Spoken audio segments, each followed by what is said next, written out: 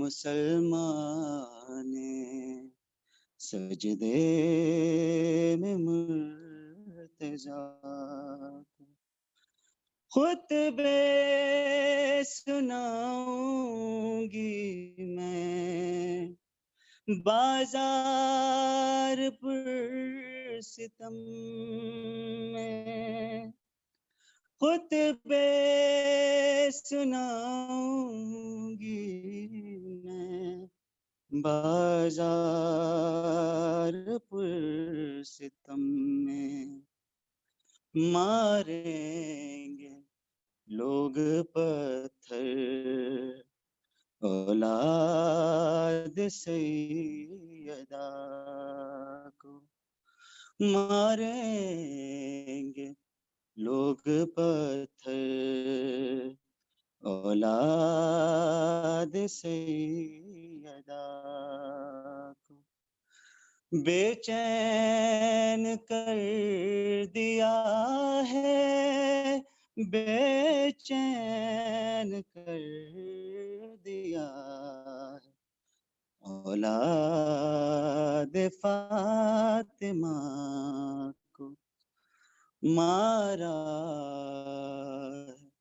मुसलमाने सजदे में मुर्तज़ा कूफा शहर के बाबा ये लोग बेवफा है कूफा शहर के बाबा ये लोग बेवफा है एक दिन सताएंगे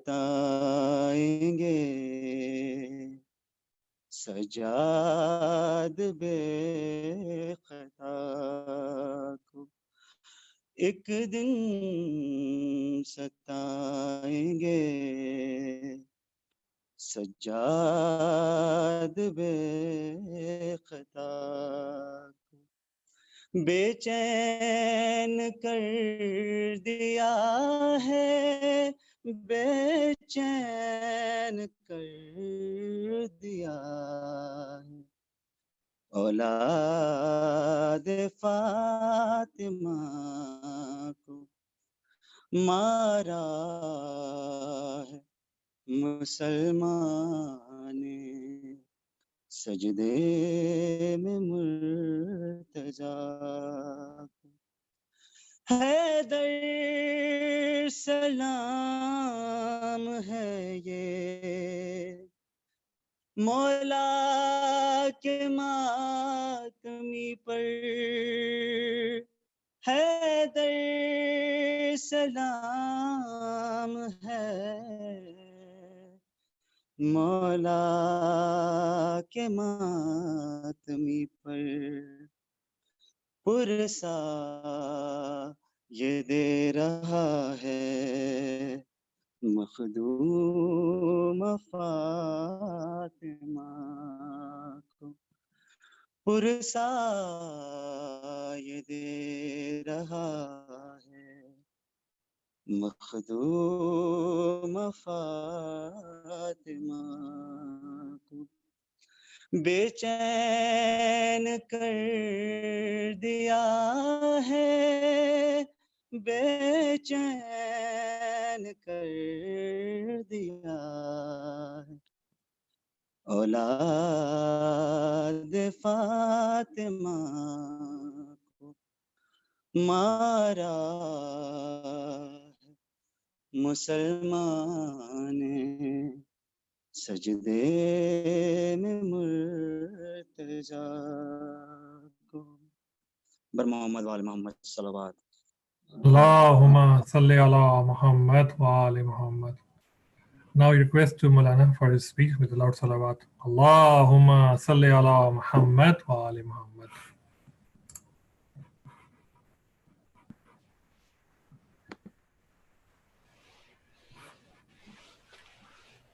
Can you hear me? Yes or no? Yes, ma'am. Yes, ma'am.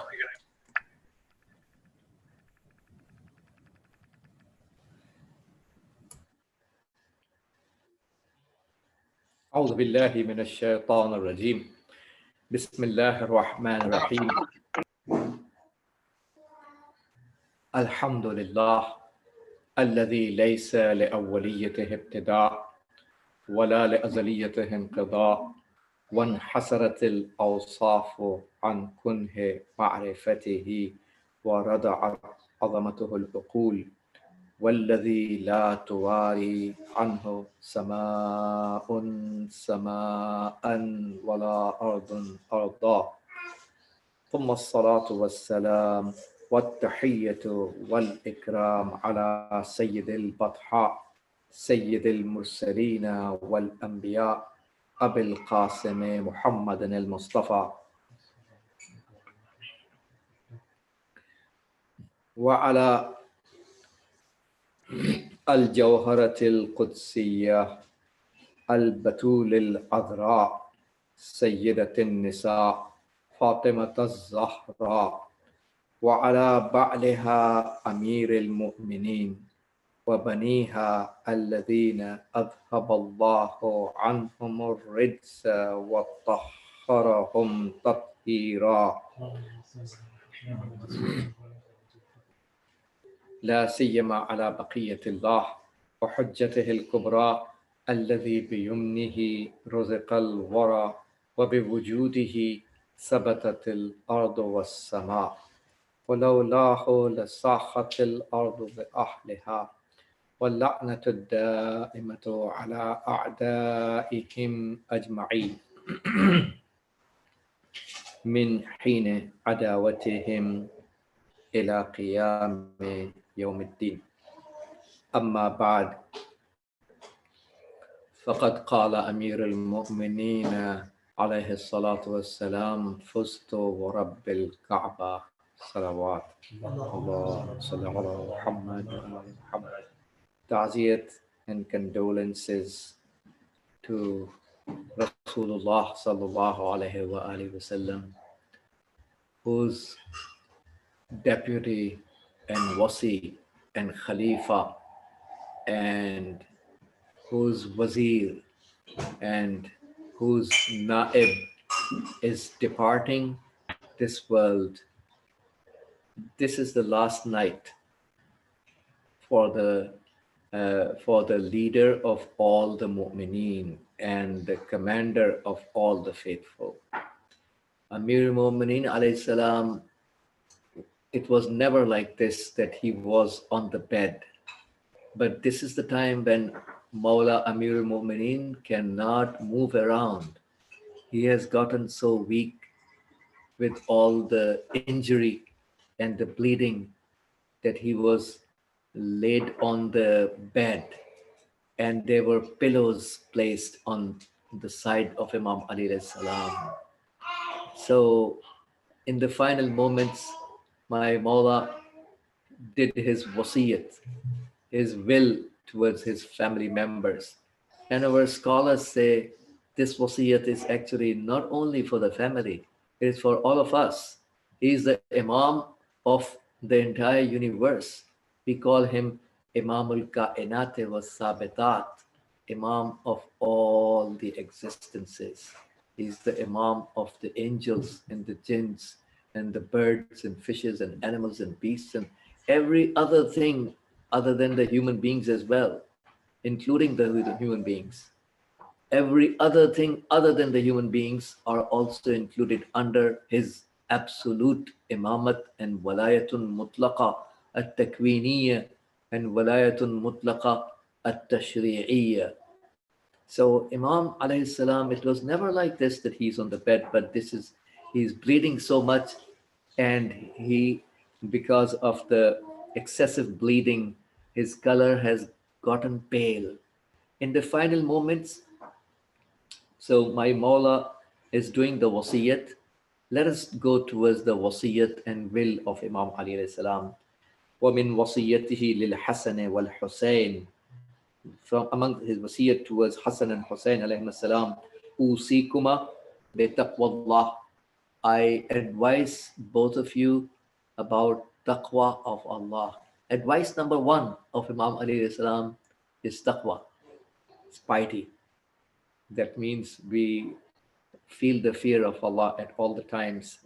You know, and the word taqwa is derived from the word waqwa in Arabic, which means defending one thing, protecting one thing through the other. The waw changed into ta and it became taqwa. It was actually waqwa in Arabic, in the root word. In Arabic, if you go to the root, you make your life easy to understand what the word actually stands for.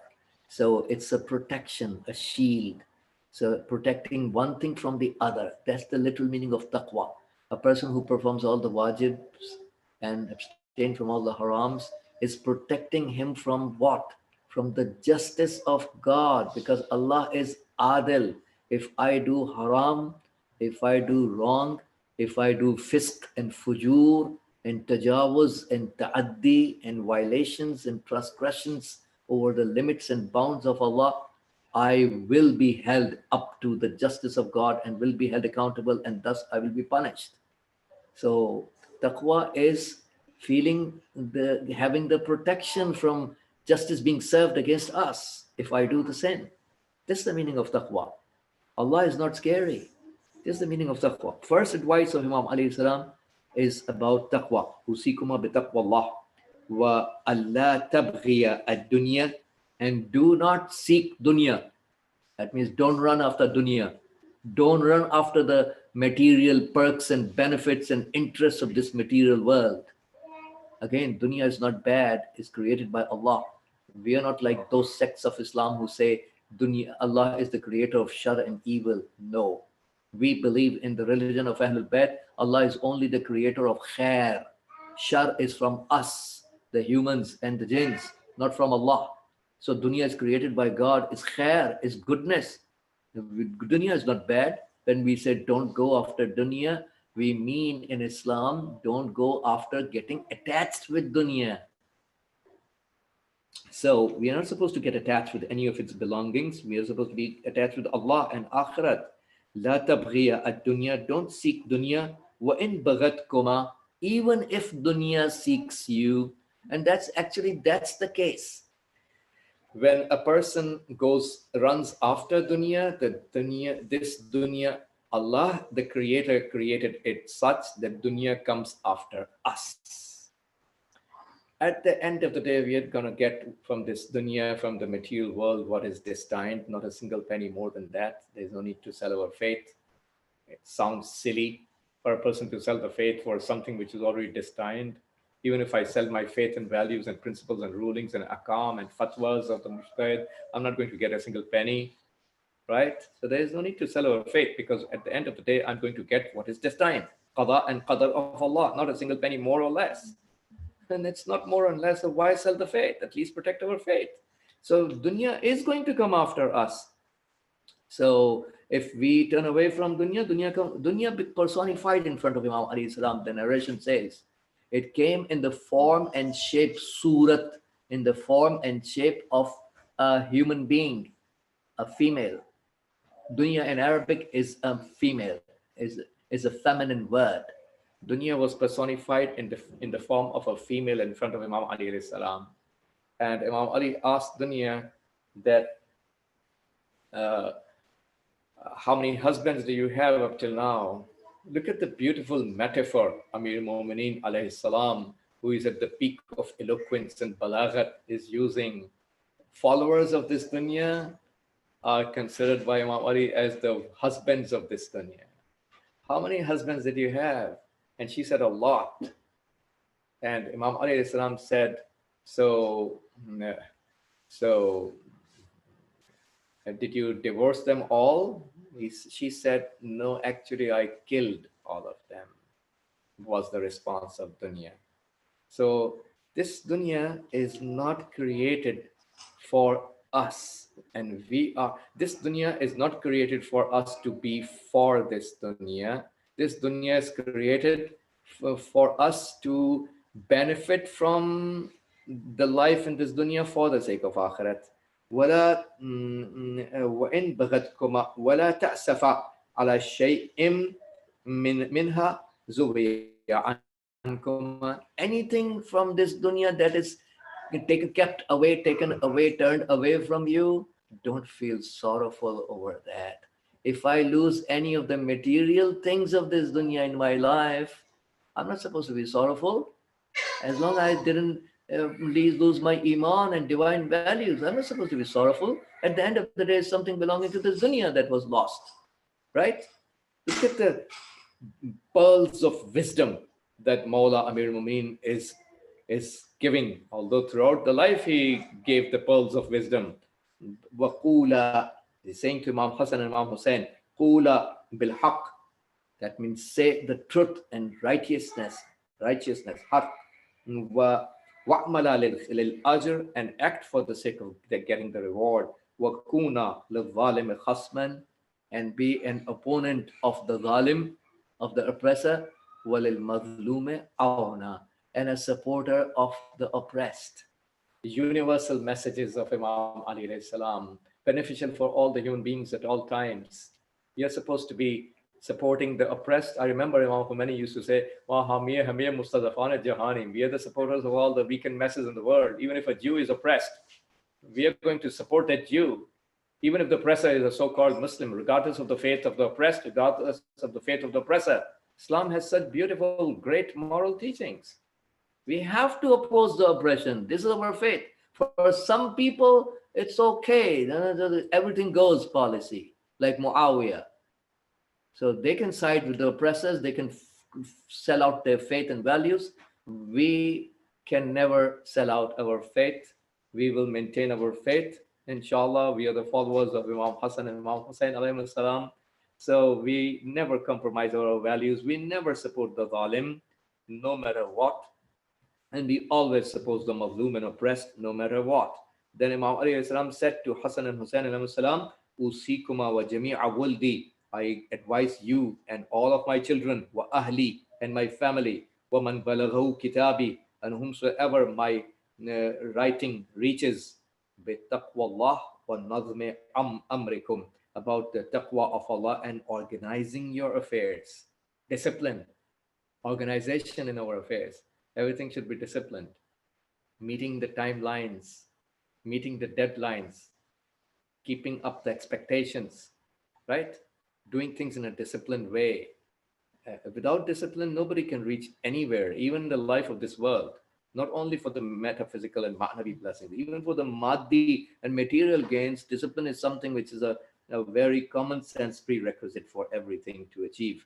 The nazme amrikum, everything of Islam is munazzam and disciplined. Time, salat has a time defined when to do, fasting has a time defined, hajj has a time defined, khums has a time, everything is disciplined in Islam.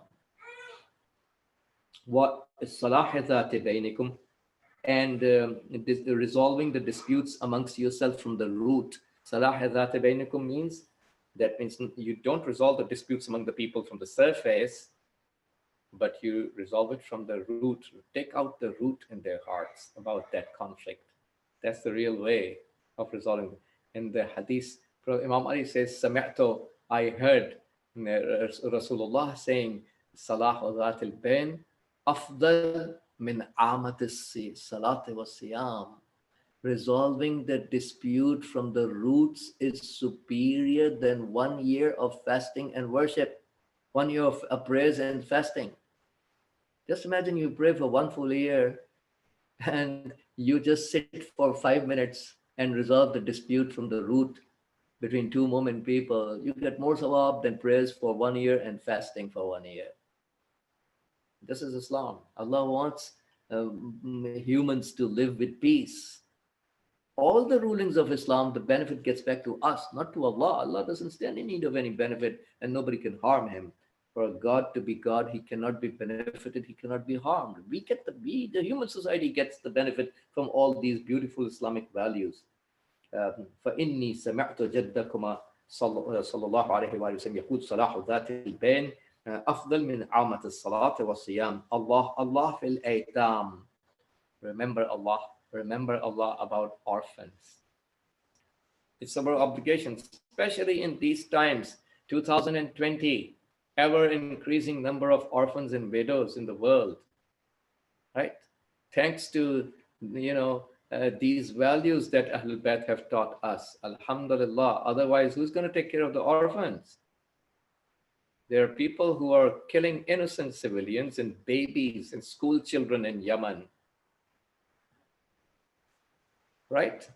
And there are constant smooth supply of weapons going on, to those barbarians of the House of Saud who are supported by these administrations who are providing the weapons. And it is documented by the Western mainstream media that innocent children are being killed.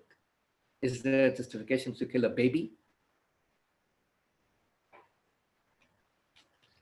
So Allah fil aitam. Remember Allah about the orphans. Didn't the Prophet say in his hadith that ana wa kafilul yatim kahatain? Prophet brought his two fingers of the hand together and said in his authentic hadith, me and the sponsor of one orphan will be that close in paradise. إِذَا اتَّقَى اللَّهِ, if he had the taqwa of Allah. This close to Rasulullah. Just imagine. If you support one orphan, let's make our niyat tonight before Imam Ali salam. Ya Amir al-Mu'mineen, I make my niyat tonight, today onwards, I'm going to support one orphan and one widow in my life.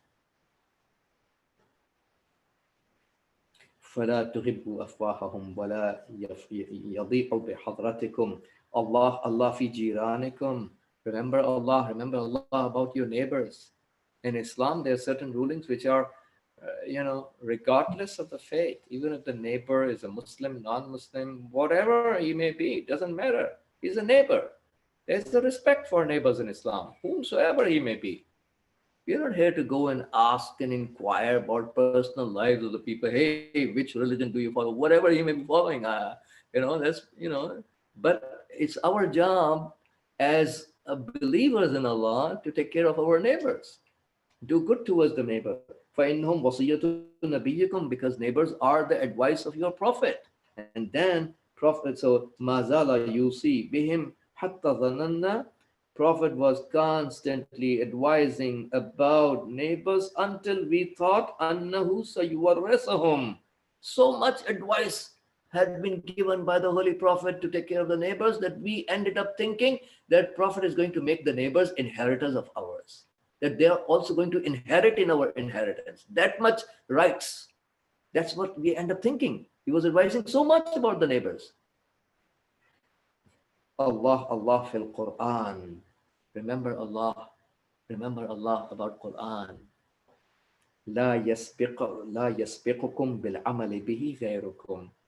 So other than those who are other than you must not take a lead over you in acting upon Quran. There's a scholar from Iran who visited Europe to a certain country, and when he came back, he said, I went to such and such place and I found Islam. And I returned back and I found Muslims. There is so much Islam. There are so many people who are acting on Islam. They may be born to non-Muslim parents, but they're acting on those great values and principles of humanity, which are actually Islamic value system. How many of us are following the Islamic humane value system? So Quran, values of Quran. Quran defines the values. Rasulullah defines the values for us. Every household must recite the Holy Quran. The house where Quran is not recited on a daily basis is the grave of those living deads in the hadith of Rasulullah, right? If I do not recite Quran, my house is my grave. My spirituality is already massacred and gone because I ignored the word of God. I am lost person. I don't know why am I created. If I'm not paying attention to what my creator said, I'm just wasting my life, right? Allah fil Quran. Allah fil Salah. Remember Allah about the prayers. We are talking about wasiyat of Imam Ali alayhi salam. And tonight is the best night to talk about what Imam Ali said. Allah fi salat. Remember Allah about the prayers. فَإِنَّهَا عَمُودُ دِينِكُمْ. Because that's the pillar of your religion. Remember, the whole construction is resting over the pillars. If you remove salat, none of your good deeds are now accepted. You cannot say, well, no, I am doing a lot of charity work, I'm doing this. And well, Allah has His principles already defined by through His messenger, right? First things first. Did you take care of the prayers? Prayers is the pillar of the religion. Allah fi bayti rabbikum. Remember Allah about the house of your Lord. That means Al-Kaaba. So that should not be left alone. فَإِنَّ تُرِكَ لَمْ تُنَاظَرُوا. If the house of God is left alone, you people will not be given a chance. لَمْ تُنَاظَرُوا. So we are not supposed to abandon the holy Kaaba at every cost. Kaaba is not created to be abandoned. This house where Hajj has been performed in 2000 years before the creation of Prophet Adam. 2000 years before Adam alayhi salam was created, the house of God was not abandoned. Hajj was done back then as well. Inna awwala baytin Quran says, وَضِعَ لِلنَّاسِ لِلَّذِي بِبَكَّةَ هُدًى وَمُبَارَكًا. The first house that was created, in other words, for collective ibadat and worship, لَلَّذِي is the one بِبَكَّة, which is located at Bakka, is an old name of Makkah. That's the oldest house created for the collective worship and ibadat of by the human beings for Allah subhanahu wa ta'ala. You can never abandon the house. Allah fil jihad bi amwalikum. Remember Allah about jihad with your money. Wa anfusikum wa alsinatikum. Jihad with your lives and jihad with your tongues. Right? So unless I am willing, so we are in the month of Ramadan. We go through the hunger and thirst and the fasting. This hunger and thirst is supposed to make us realize the suffering of the poor and destitute people in the society, billions of the humans who are living in poverty, who don't have proper drinkable water to drink and proper food to eat, and we have more than our necessities, right? So this are we doing the jihad with our money? How many people are attached with him? So this person shows up from one village to Imam Sadiq alayhi salam and said, Inna jama'atana jama'atan kathira law amartahum la ata'uka. Our community is a large community. If you, Imam Sadiq alayhi salam, issue the command to them, they are definitely going to obey you. That means what he's trying to say that Yabna Rasulullah, you are the Mawla, you are the Imam, you are the Wali, you are the Hakim and ruler appointed by Allah. Why don't you just issue a hukum, an order, a command? We have lots of people in our community who are ready to obey you. You establish the government of justice. Why would you allow these Taghut to continue ruling over the Islamic Ummah? Look at the question. And look what Imam Sadiq alayhi salam said. Imam Sadiq alayhi salam said that يأتي أحد إلى كيس أخيه يأخذ منه حاجته. That means, is that the case in your community? One person can come and just put his hand in the bag of the other guy and take away the money that he needs? If there's a poor guy in the society and there's a rich person in the society, is that the situation in your community? In other words, the poor person can come, he can put his hand in the bag of the rich guy and take away the money that he wants for his needs of life. Is that the case in your community? He said, no, that's not the case. Then Imam Sadiq alayhi salam said, An-nasu fi hudna. People are in hudna. Hudna in Arabic means the situation of peace and truce agreement. So after a fight, after a war, we end up placing peace agreement between the people. People are just living like a situation of peace and truce agreement among them. That's not called brotherhood. إذا قام القائم جاءت المزاملة. When Imam al-Qa'im al-Islam would uprise, that's where the friendship would arrive. يأتي أحد, then Imam Sadiq said, يأتي أحد إلى كيس أخيه يأخذ منه حاجته لا يمنعه.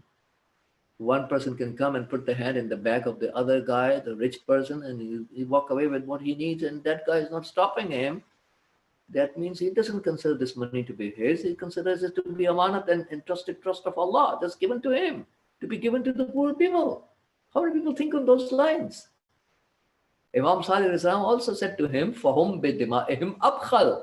When your people of your community are not ready to give their money for the sake of the fellow mu'min, needy brothers and sisters, then they will be more of a miser than for giving their blood for the community, for Islam, right?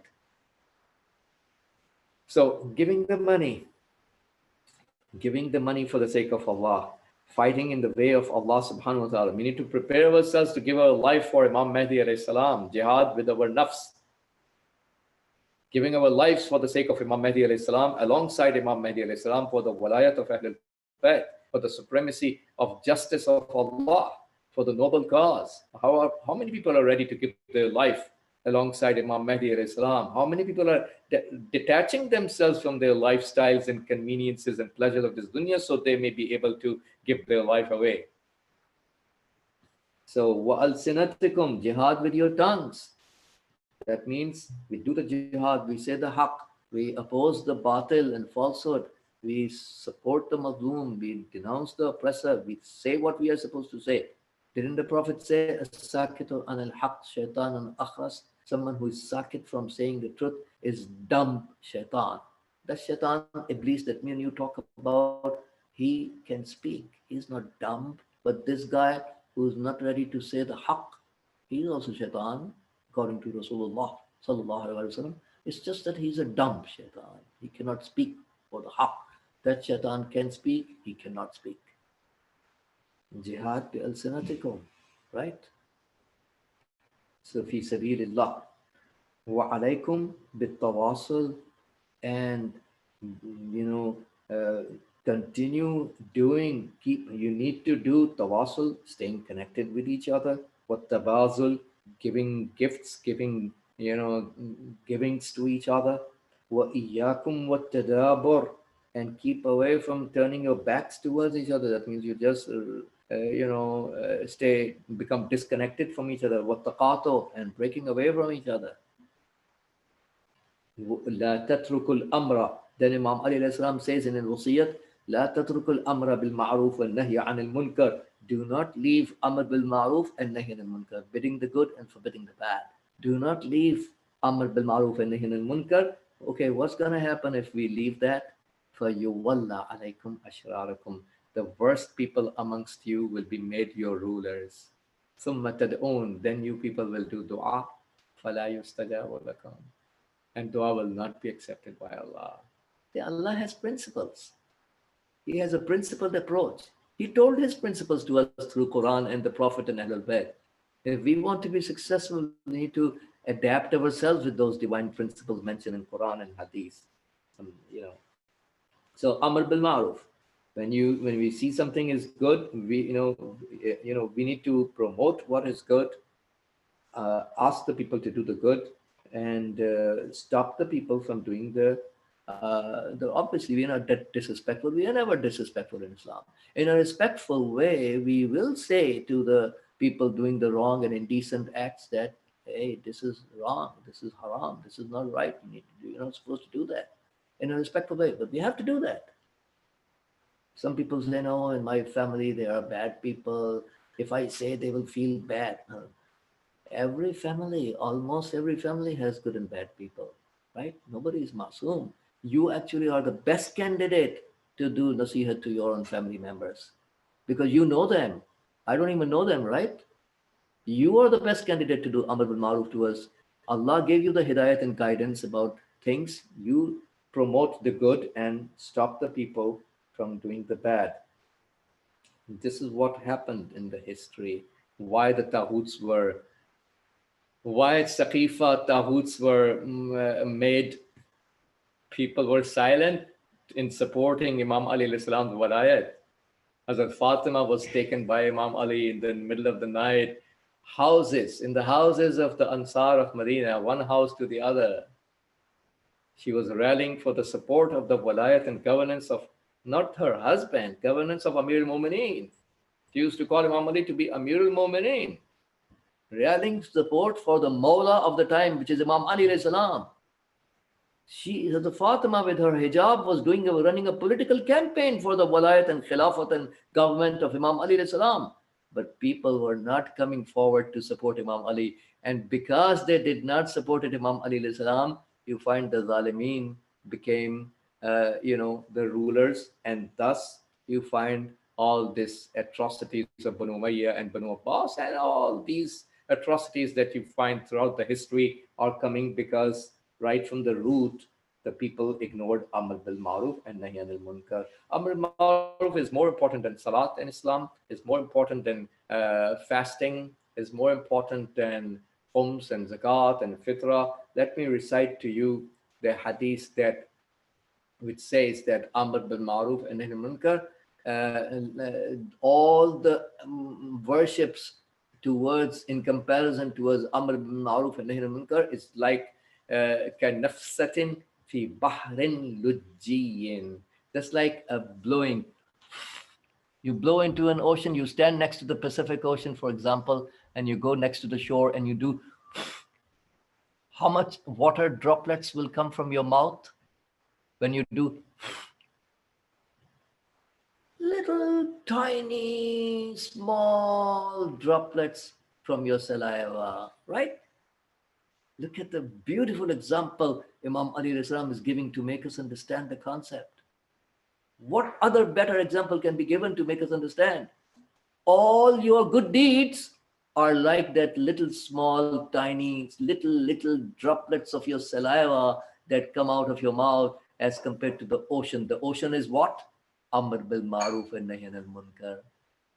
So your fasting, your prayer, your charity, your Khums, your Hajj, your Umrah, all of them are like this small saliva droplets coming from your mouth. And look at how big is the worship called Amr bil Maruf and Nahy anil Munkar, ocean in the eyes of Allah.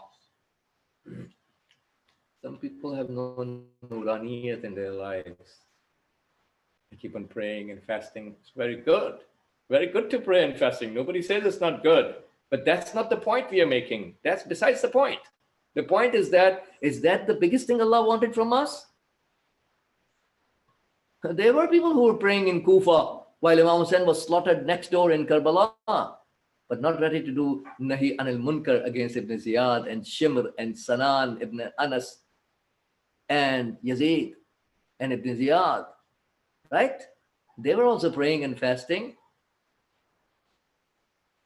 What was missing?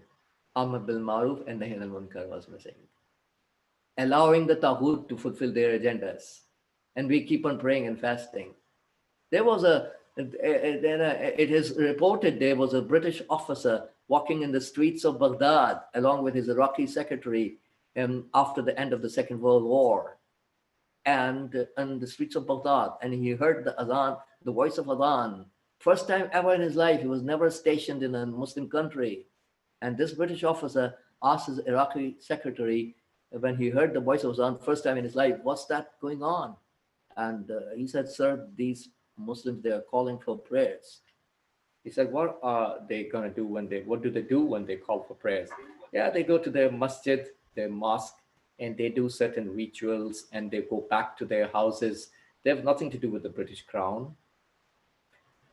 Oh, we said if they have nothing to do with the British Crown, we can actually pay them more money to construct more and more mosques to keep them busy in their prayers as long as they don't resist against the British Crown.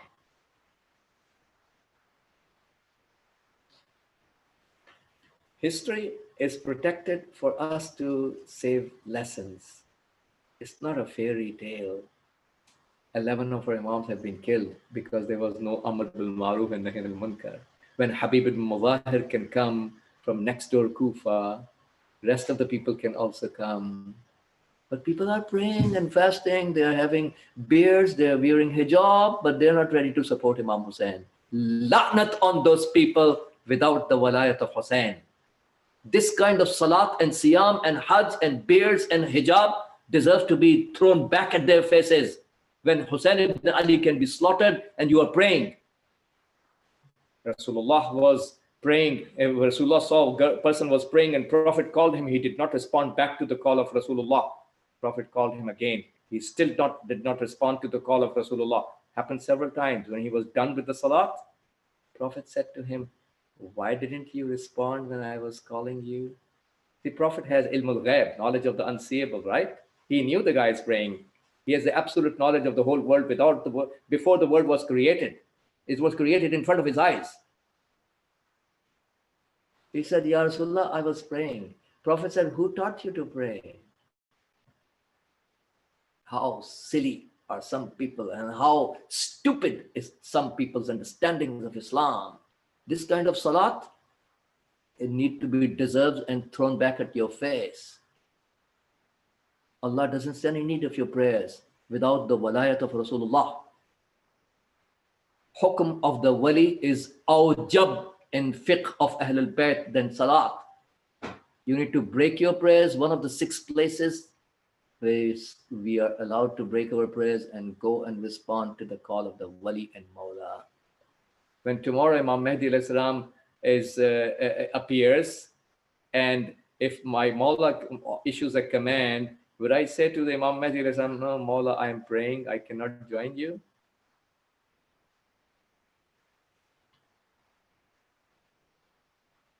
So this is how silly some people are. 11 Imams have been slaughtered, they are still ahmaq. Some people in Islamic Ummah are still ahmaq. Still did not acquire basirat in Islam. What gave the hard time to Imam Ali alayhi salam? What gave the hard time to Imam Hassan alayhi salam? Lack of basirat, lack of insight. Everybody was praying, even Yazid was praying. Are we that simple-minded up till now in 2020? Yazid was not tariq salat, la'natullahi alayh. Muawiyah was not tariq salat. He prays the Friday, prays on a Wednesday because he was drunk. Was he tariq salat? No.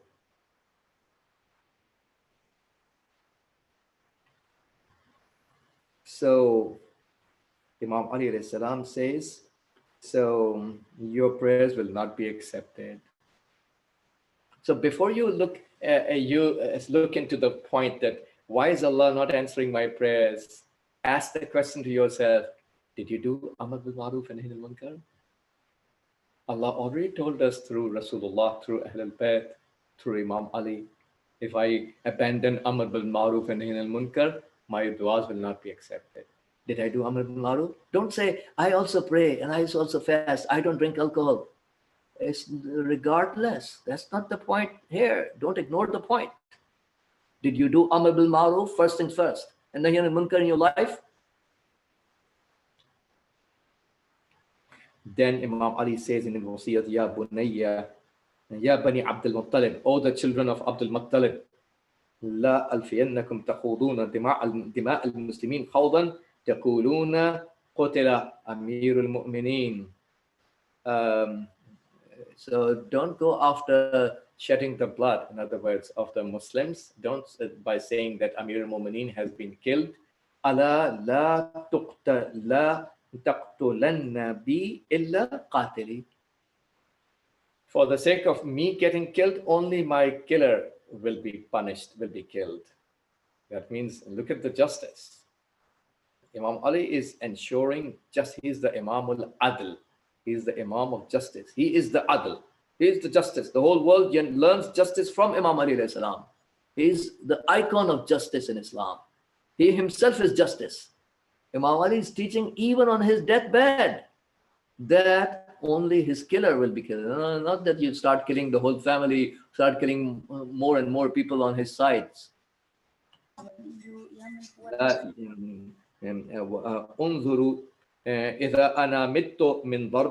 If I die from that's the strike that was hit upon him, in other words, this so you hit him one strike in the place of one strike that he hit on me. So one strike, justice. That means you are not allowed to hit that killer with two strikes, because he hit only one strike on Imam Ali alayhi salam. Even towards the enemy, Imam Ali is exercising his justice and teaching justice. There's no room for overkilling or any oppression in Islam.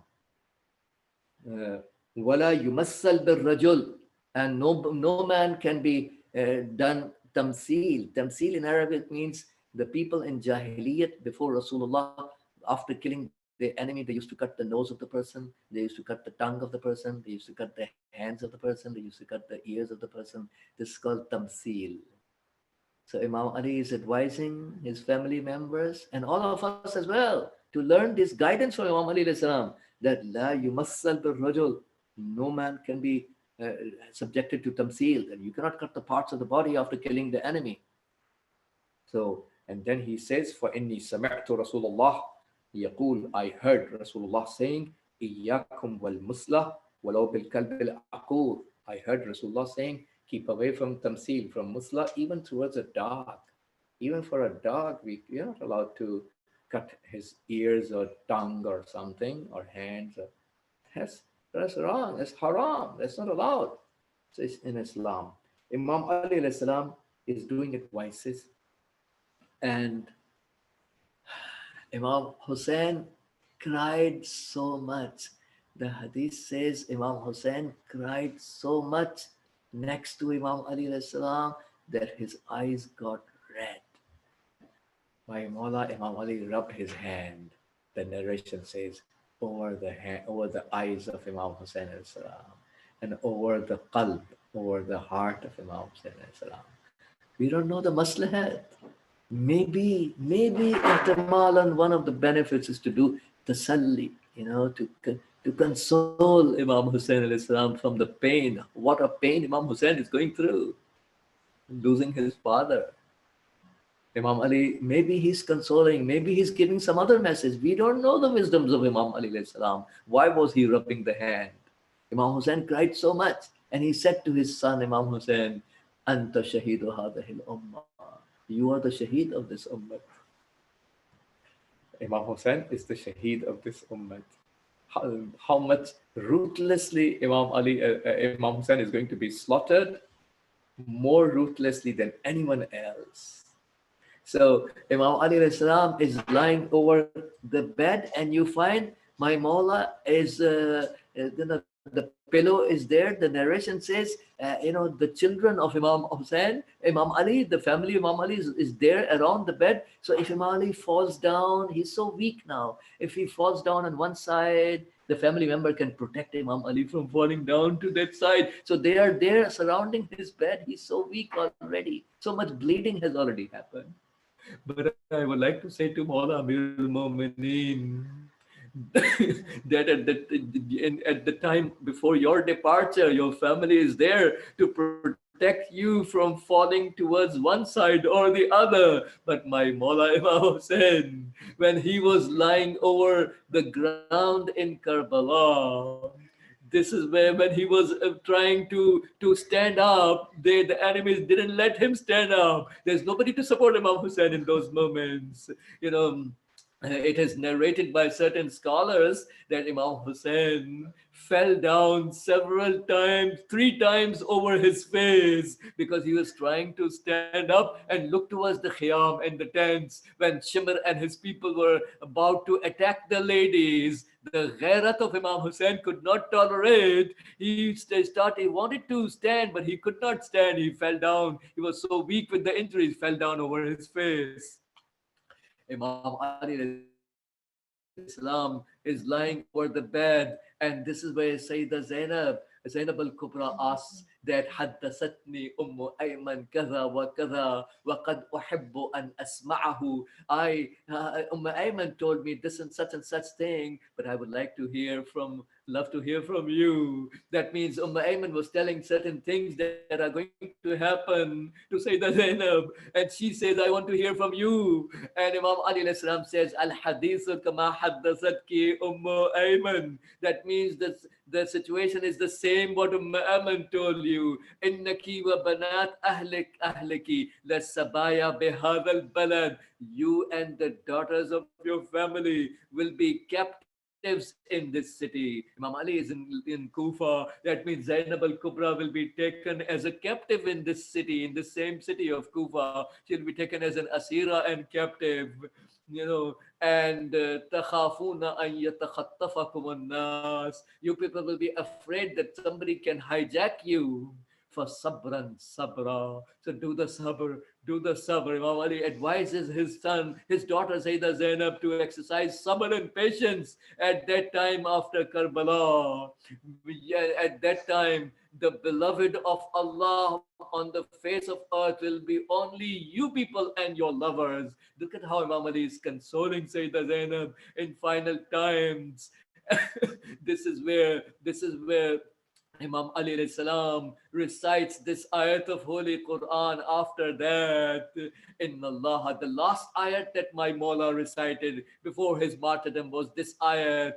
Inna Allah ma'alladhina taqaw. Allah is definitely with those who did taqwa. Walladhina hum muhsinun. And those who are good doers. Rifqan malaikata rabbi. Assalamu alaikum malaikata rabbi, he said first. That salam be upon you, the angels of my Lord. So many angels were coming down on Imam Ali alayhi salam. In the final moments, Imam Ali alayhi salam is departing. The leader of the faithful is departing. On the last night, one of the Darbat night, Kulsum alayhi salam had invited Imam Ali alayhi salam in her house for iftar, and she says that her father, when he saw two things placed in front of him for iftar, he said to Kulsum, did you see your father eating two things?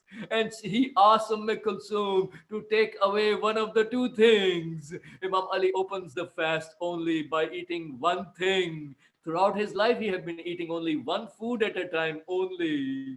And my Mawla was awake throughout that night. He used to come out, step out of the room and look at the sky and go back. And sometime he also said, Hiya, wallah. I swear to Allah, that is that night. That means this is the promised night. When Imam Ali was departing, there were ducklings, there were ducks in the house of Kulsum, and they started to grab the clothes of Imam Ali, as if the ducks were trying to say to Amir al-Mu'minin, Ya Mawla, you are our Mawla as well. Please don't leave. Then Imam Ali Islam, when he goes towards the masjid and he wakes up all those people who were sleeping, he also wakes up. Although he was not, that guy was not sleeping, the killer Ibn Muljim Lanatullah was not sleeping at that time, but my Mawla wakes up everyone for the salat. This is the importance of the salat. And he said to that person, I know what you are hiding. And when Imam Ali salam is hit with the darbat,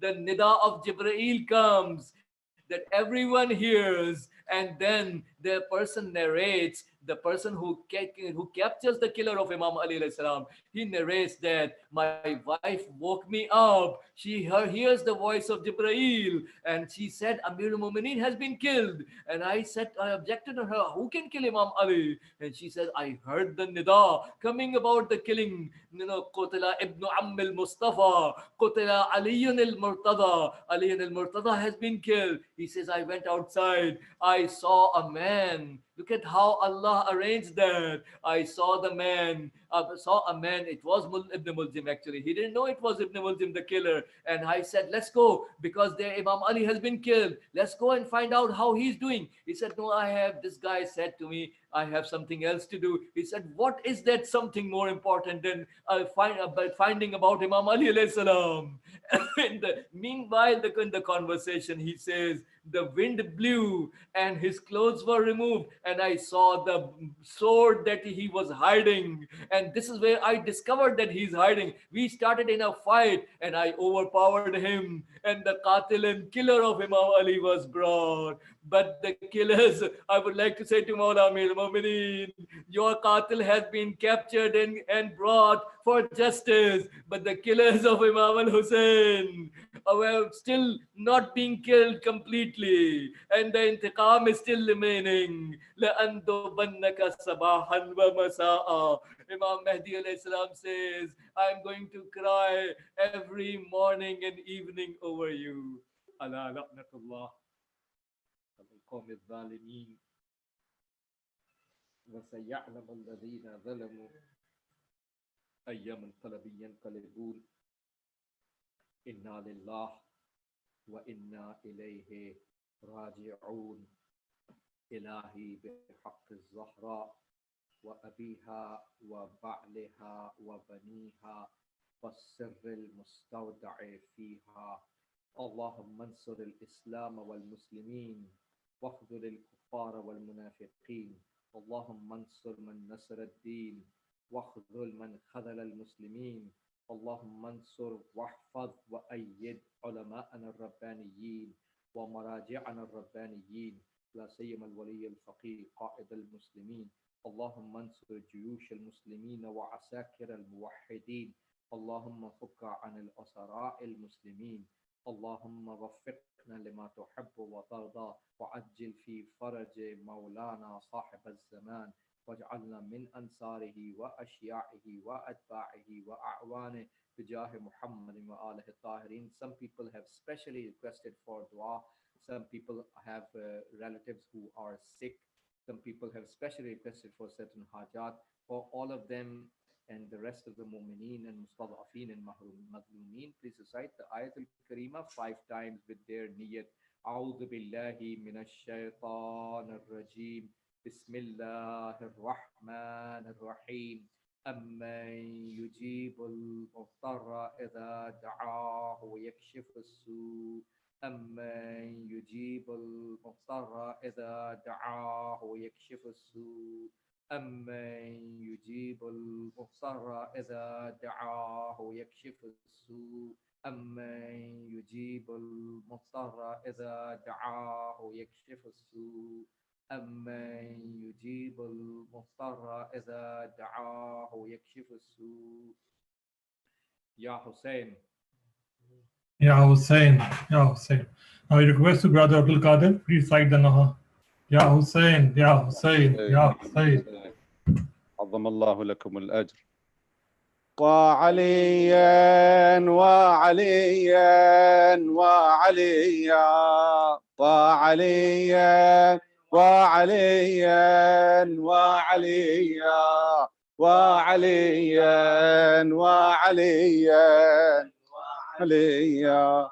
يا لرزء قد شجع طه النبي وعليا وعليا وعليا. وشجع قلب البتول والزكية وعليا وعليا وعليا. وحسين قد نعى ذاك التقيا وعليا وعليا وعليا. يوم جبريل نعاه بنداء قد فقدنا المرتضى ذاك الأبيا وعليا وعليا وعليا.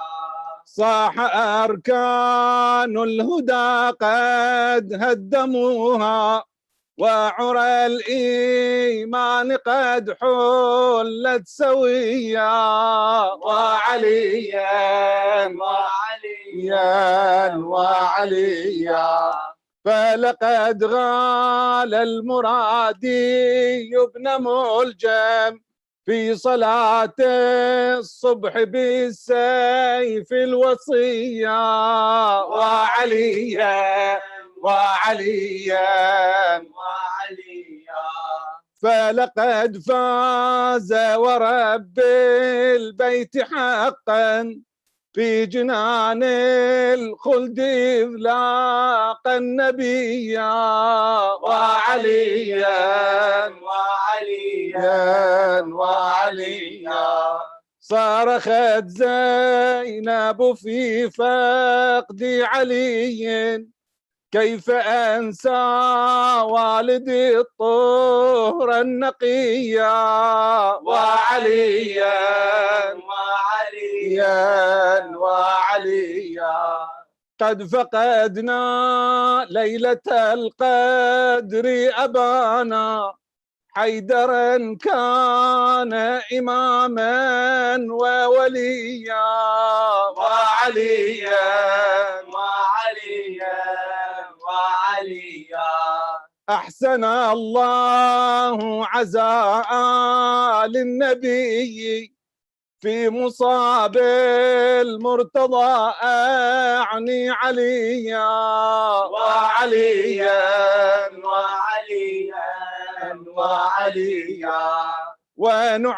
ونعزي صاحب العصر جميعا عجل الله له نصرا بهيا وعليا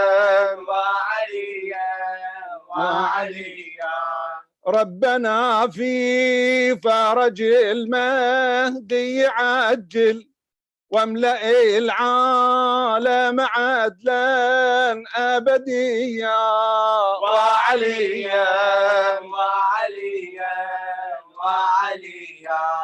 ليلة القدر فجعنا بإمام كان نفس المصطفى ميتا وحيا وعليا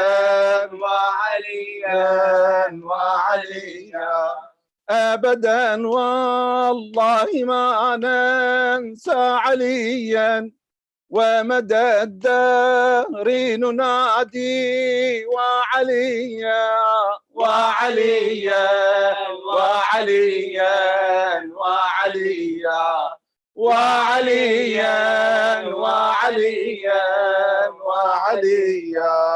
يا حسين يا حسين.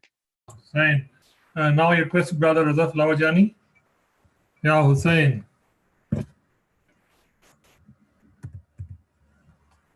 Brother Raza.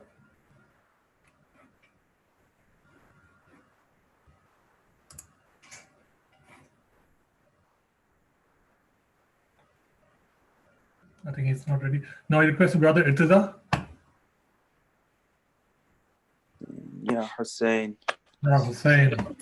Ya Hussein. ये जनाजा है अली का शाह खैबर गिर का ये जनाजा है अली का ये जनाजा है अली का शाह खैबर गिर का ये जनाजा है अली का आज बाबा मर गया है शब्बरो शब्बीर का ये जनाजा है अली का ये जनाजा है अली का शाह खैबर गिर का ये जनाजा है अली का ये जनाजा है अली का शाह खैबर गिर का ये जनाजा है अली का फातिमा ज़हरा के मरकद से सदा आने लगी फातिमा ज़हरा के मरकद से सदा आने लगी हाय सदा आने लगी ये मसाइब रह गया था क्या मेरी तकदीर का ये जनाजा है अली का ये जनाजा है अली का शाह खैबर गिर का ये जनाजा है अली का या रसूल अल्लाह ये जिब्रील ने रो कर कहा या रसूल अल्लाह ये जिब्रील ने रो कर कहा हाय ये रो कर कहा एक हल्का और टूटा नूर की जंजीर का ये जनाजा है अली का ये जनाजा है अली का चाहे खैबर गिर का ये जनाजा है अली का क्यों चलाई तेग है दर पर बिने मुलजिम बता क्यों चलाई तेग है दर पर बिने मुलजिम बता ऐ बिने मुलजिम बता कत्ल कुरआन कर दिया काटा गला तफसीर का ये जनाजा है अली का ये जनाजा है अली का चाहे खैबर गिर का ये जनाजा है अली का गम अली की बेटियों के फिर से ताजा हो गए गम अली की बेटियों के फिर से ताजा हो गए हाय ताजा हो गए गम भी भूली कहाँ थी मादरे दिलगीर का ये जनाजा है अली का ये जनाजा है अली का चाहे खैबर गिर का ये जनाजा है अली का या हुसैन या हुसैन या हुसैन या Hussain Akhi, I'm ready, Akhi. Yeah, please. Yes, inshallah. Ya Hussein. Ya Hussein. Ya Hussein. Ya Ali, Ya Ali, Ya Ali. Ya Ali, Ya Ali, Ya Ali. Ya Ali, Ya Ali, Ya Ali. Ya Ali, Ya Ali, Ya Ali. Ya Ali, Fattah Khaybar, Ya Ali. Ya Ali, Fattah Khaybar, Ya Ali. Ya Ali, Fattah Khaybar, Ya Ali. صاحب تیغ تو پیکر یا علی صاحب تیغ تو پیکر یا علی حجت و مولا و رهبر یا علی حجت و مولا و رهبر یا علی یا علی یا علی یا علی Ya Ali, Ya Ali, Ya Ali. یا علی یا علی یا علی Ya Ali, Ya Ali, Ya Ali. علی فتاح خیبر یا علی صاحب تیغ دو پیکر یا علی حجت و مولا و رهبر یا علی حجت و مولا و رهبر یا علی یا علی یا علی یا علی Ya Ali, Ya Ali, Ya Ali. یا علی ای خانه ذات کبریا یا علی ای حجت دین خدا جوهر قرآن وسیع انبیا یا علی یا علی یا علی Ya Ali, Ya Ali, Ya Ali. وارث ختم رسولان مبین وارث ختم رسولان مبین مظهر اوصاف رب العالمین مظهر اوصاف رب العالمین نور ایزد نور ایمان اصل دین یا علی و یا علی و یا علی سجده بر آدم ملائک گر نمود سجده بر آدم ملائک گر نمود در حقیقت سجده بر نور تو بود در حقیقت سجده بر نور تو بود بر تو ای نور خداوندی درود بر تو ای نور خداوندی درود یا علی یا علی یا علی Ya Ali, Ya Ali, Ya Ali. یا علی یا علی یا Ya Ali, Ya Ali, Ya Ali. سجده بر آدم ملائک گر نمود در حقیقت سجده بر نور تو بود در حقیقت سجده بر نور تو بود بر تو ای نور خداوندی درود بر تو ای نور خداوندی درود یا علی یا علی یا علی Ya Ali, Ya Ali.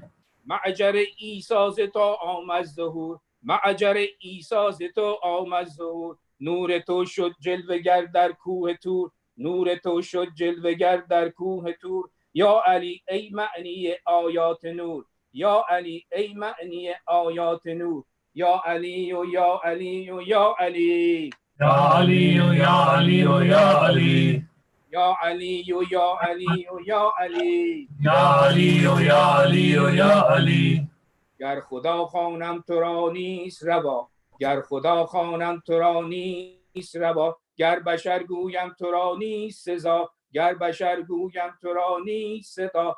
کیست ای از خدا سر خدا، کیستی ای از خدا سر خدا. یا علی و یا علی و یا علی. یا علی یا علی. ماه حق ماه حق ماه عزایت یا علی، ماه حق ماه عزایت یا علی. خانه حق کربلایت یا علی، خانه حق کربلایت یا علی. شد خدایت خون بهایت یا علی، شد خدایت خون بهایت یا علی. یا علی و یا علی و یا علی. یا علی و یا علی و یا علی. ماه حق ماه عزایت یا علی، ماه حق ماه عزایت یا علی. خانه حق کربلایت یا علی، خانه حق کربلایت یا علی. شد خدایت خون بهایت یا علی، شد خدایت خون بهایت یا علی. یا علی و یا علی و یا علی. یا علی و یا علی و یا علی. یا علی و یا علی و یا علی. یا علی و یا علی و یا علی. زینبی از تو شد افروخته، زینبی از تو شد افروخته. درس عشقش را ز تو آموخته، درس عشقش را ز تو آموخته. در دلش حب تو را اندوخته، در دلش حب تو را اندوخته. یا علی و یا علی، یا علی و یا علی و یا علی. یا علی و یا علی و یا علی. یا علی و یا علی و یا علی. زینبی از تو شد افروخته، زینبی از تو شد افروخته. درس عشقش را ز تو آموخته، درس عشقش را ز تو آموخته. در دلش حب تو را اندوخته، در دلش حب تو را اندوخته. یا علی و یا علی و یا علی. یا علی و یا علی و یا علی. یا علی و یا علی و یا علی. یا علی و یا علی و یا علی. یا علی فتاح خیبر یا علی، یا علی فتاح خیبر یا علی. صاحب تیغ دو پیکر یا علی، صاحب تیغ دو پیکر یا علی. حجت و مولا و رهبر یا علی، حجت و مولا و رهبر یا علی. یا علی و یا علی و یا علی. یا علی و یا علی و یا علی. یا علی و یا علی و یا علی. یا علی و یا علی. صلوات. اللهم صل علی Muhammad wa ali. Any brother who wants to recite in Arabic or Farsi?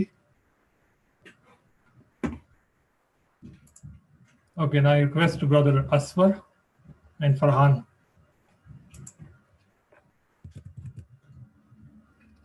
Ya Hussein, Ya Hussein, Ya Hussein, Ya Hussein, Ya Hussein, Ya Hussein, Ya Hussein, Ya Hussein, Ya Hussein, Ya Hussein, Ya Hussein, Ya Hussein, Ya Hussein. खून में हुई है दर की जबीं, यूं रोते हैं जिब्रील अमीन। दर खून में हुई है दर की जबीं, यूं रोते हैं जिब्रील अमीन। दर खून में हुई है दर की जबीं, यूं रोते हैं जिब्रील अमीन। करती है अज़ाने बाबेला, करती है अज़ाने बाबेला, मस्जिद का सहन है फर्श अज़ा, मस्जिद का सहन है फर्श अज़ा। हैदर के लहू से तर है ज़मीन, तर खून में हुई हैदर की जबीन, यूं रोते हैं दिले अमीन। तर खून में हुई हैदर की जबीन, यूं रोते हैं जिब्रील अमीन। ये तेग चली किसके सर पर, ये तेग चली किसके सर पर, जख्मी हुए सजदे में हैदर, जख्मी हुए सजदे में हैदर। क्यों भूलने लगा है अर्श वली, तर खून में हुई हैदर की जबीन, क्यों रोते हैं जिब्रील अमीन। तर खून में हुई हैदर की जबीन, क्यों रोते हैं जिब्रील अमीन। क्यों रोजेदार पे जुल्म किया, क्यों रोजेदार पे जुल्म किया, तूने बिन मुल्जिम ये तो बता, तूने बिन मुल्जिम ये तो बता। शक हो गई क्यों मौला की जबीन, तर खून में हुई हैदर की जबीन, क्यों रोते हैं जिब्रील अमीन। तर खून में हुई हैदर की जबीन, क्यों रोते हैं जिब्रील अमीन। ज़ैनब पे यतीमी छाई है, ज़ैनब पे यतीमी छाई है, मस्जिद से खबर ये आई है, मस्जिद से खबर ये आई है। लो कत्ल हुआ काबे का मकीन, तर खून में हुई हैदर की जबीन, क्यों रोते हैं जिब्रील अमीन।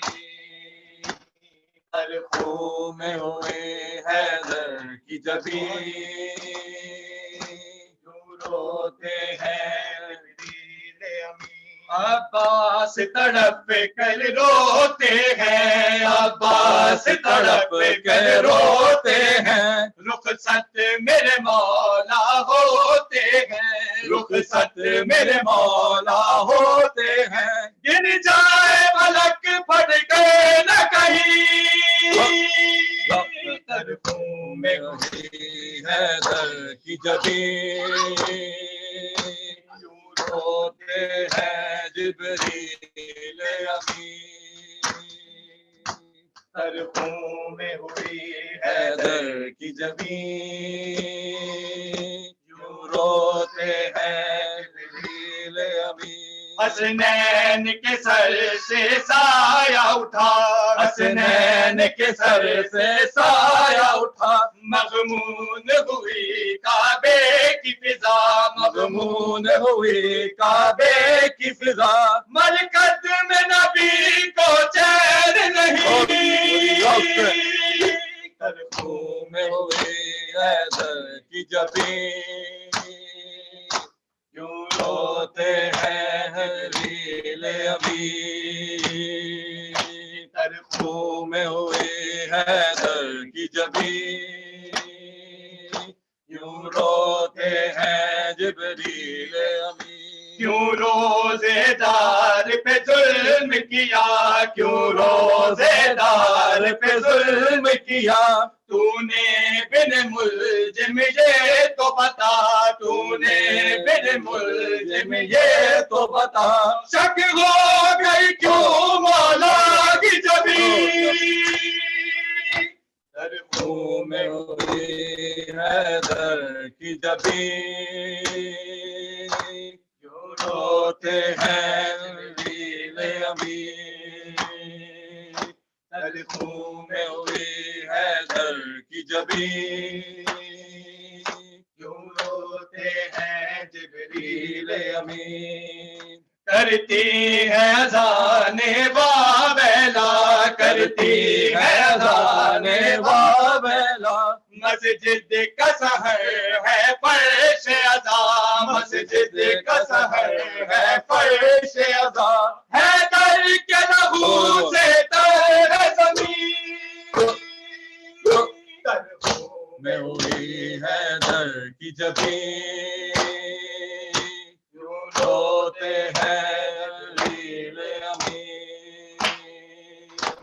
तरफू में हुई है दर की जबीं क्यों रोते हैं जिब्रील अमीन। Ya Hussein, Ya Hussein, Ya Hussein, Ya Hussein, Ya Hussein, Ya Hussein, Ya Hussein, Sallu ala Muhammad wa ali Muhammad. Now I request to Brother Abbas Sheikh, please start the dua kumel.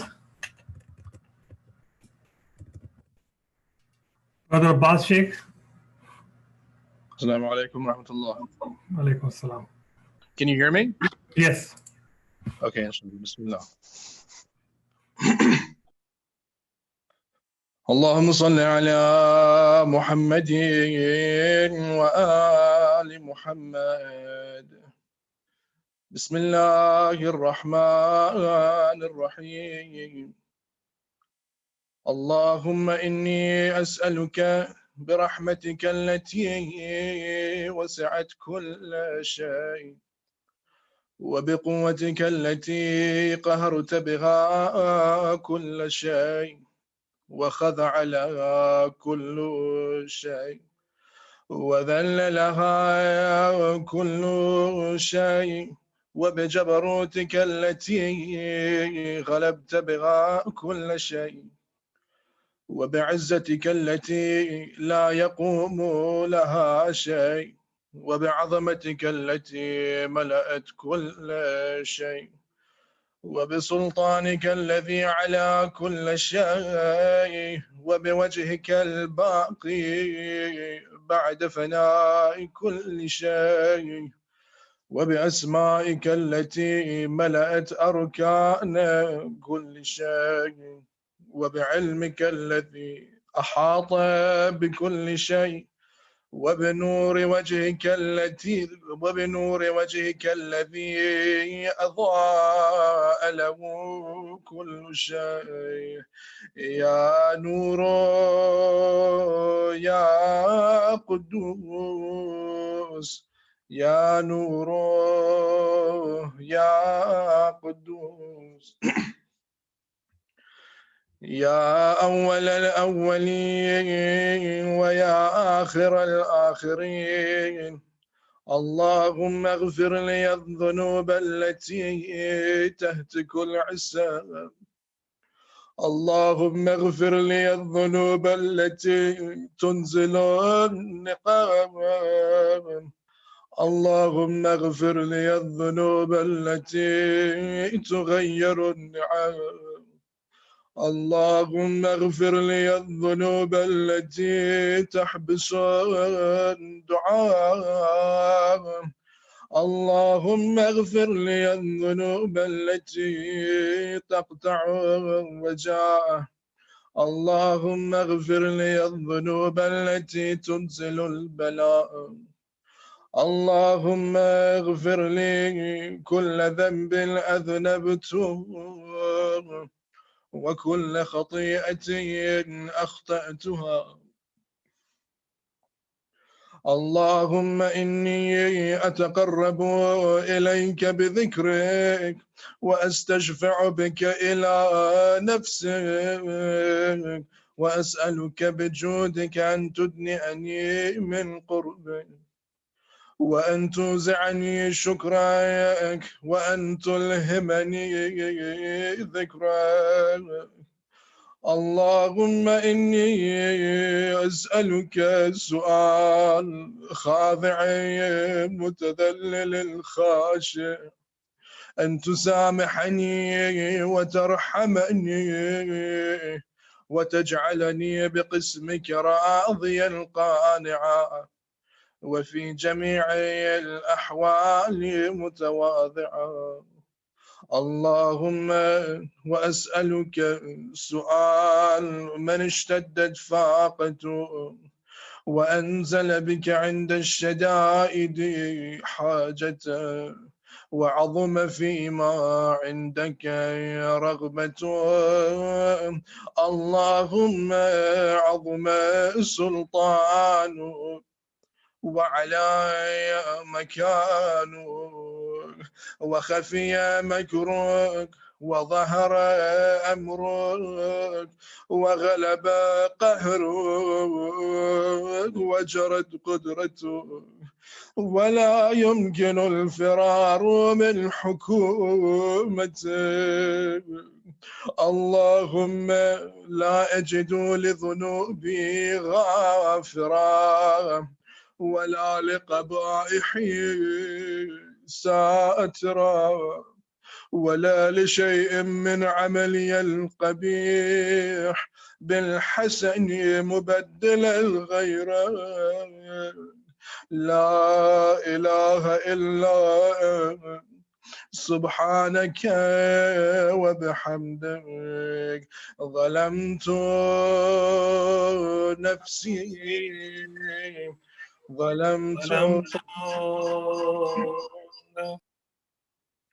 وتجرأت بجهلي، وسكنت إلى قديم ذكرك لي ومنك علي.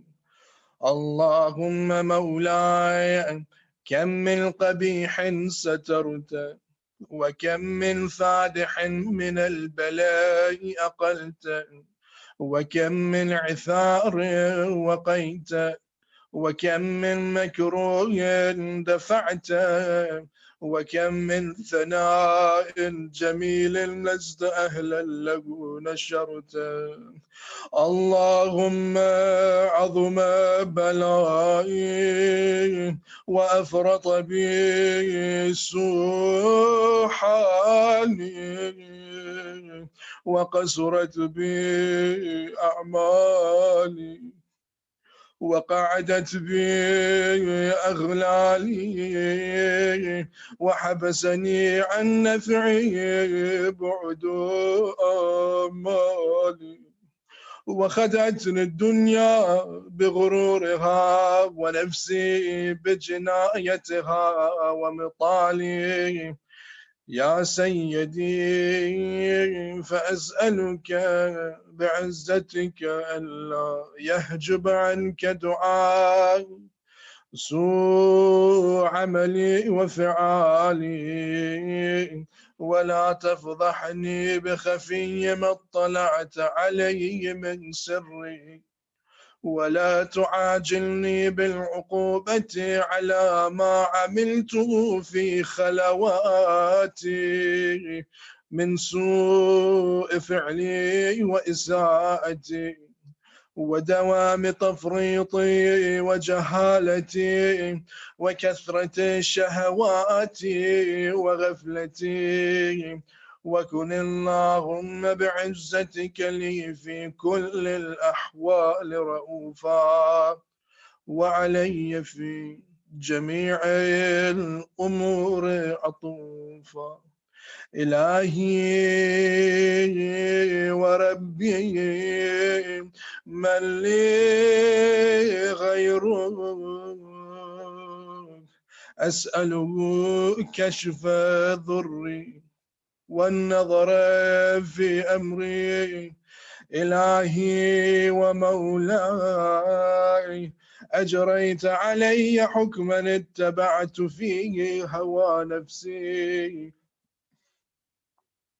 ولم أحترس فيه من تزيين عدوي، فغرني بما أهوى وأسعده على ذلك القضاء، فتجاوزت بما جرى علي من ذلك بعض حدودك، وخالفت بعض أوامرك، فلك الحجة علي في جميع ذلك.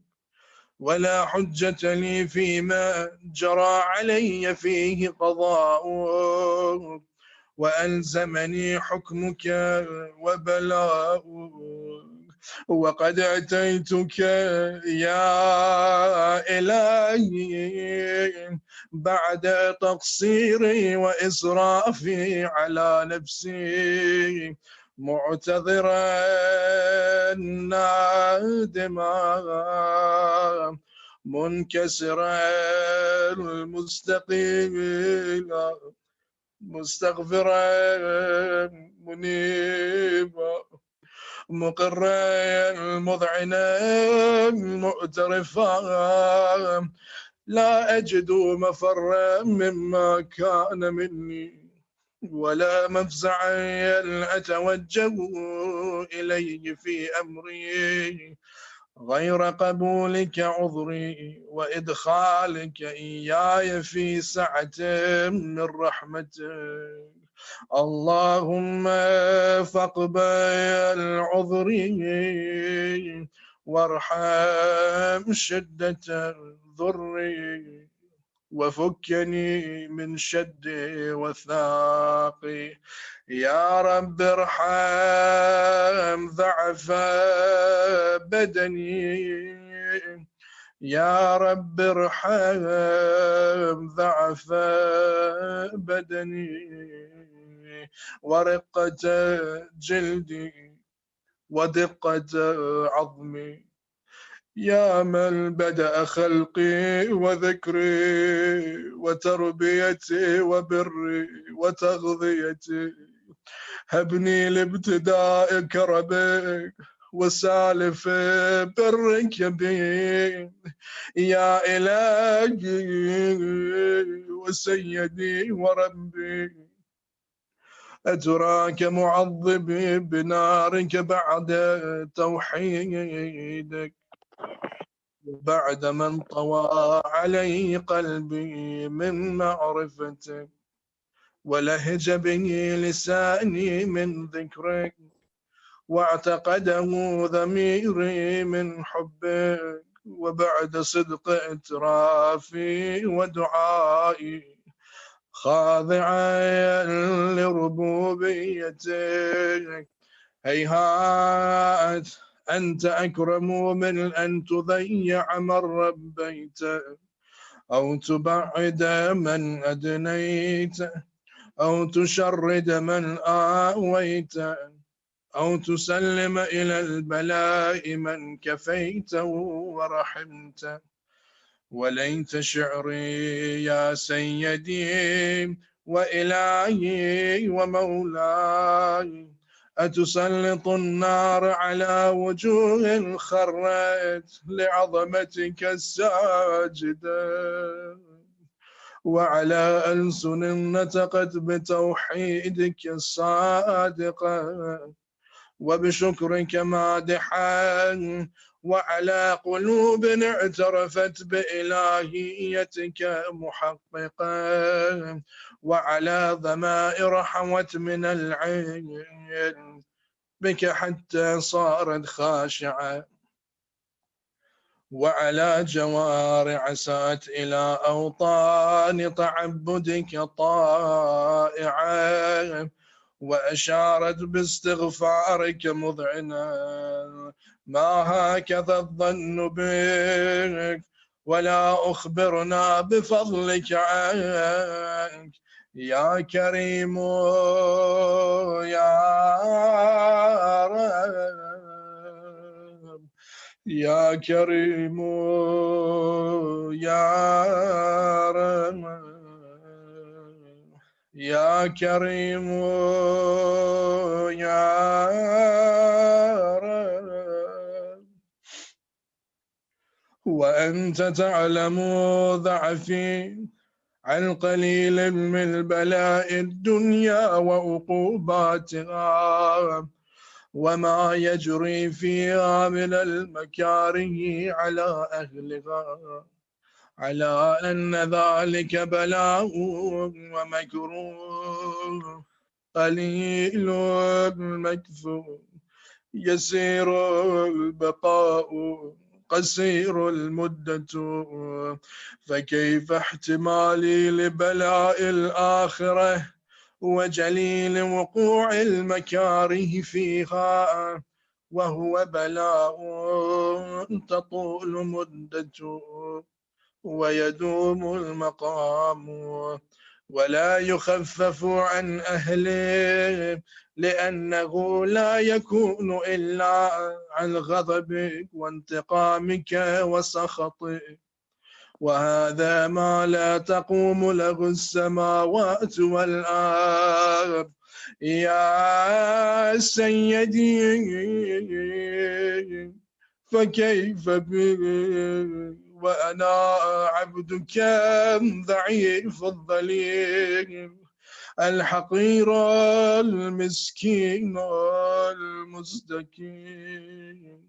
يا إلهي وربي وسيدي ومولاي، لأي الأمور إليك أشكو، ولما منها أضج وأبكي، لأليم العذاب وشدته أم لطول البلاء ومدته؟ فلئن سيرتني للعقوبات مع أعدائك وجمعت بيني وبين أهل بلائك وفرقت بيني وبين أحبائك وأوليائك، فهبني يا إلهي وسيدي ومولاي وربي، صبرت على عذابك فكيف أصبر على فراقك، وهبني صبرت على حر نارك فكيف أصبر عن نظر إلى كرامتك، أم كيف أسكن في النار ورجائي عفوك. فبعزتك يا سيدي ومولاي أقسم صادقا، لئن تركتني ناطقا لأذجن إليك بين أهلها ذجيج الآملين، ولأصرخن إليك صراخ المستصرخين، ولأبكين عليك بكاء الفاقدين، ولأنادينك أين كنت يا ولي المؤمنين، يا غاية الآمال العارفين، يا غياث المستغيثين، يا غياث المستغيثين.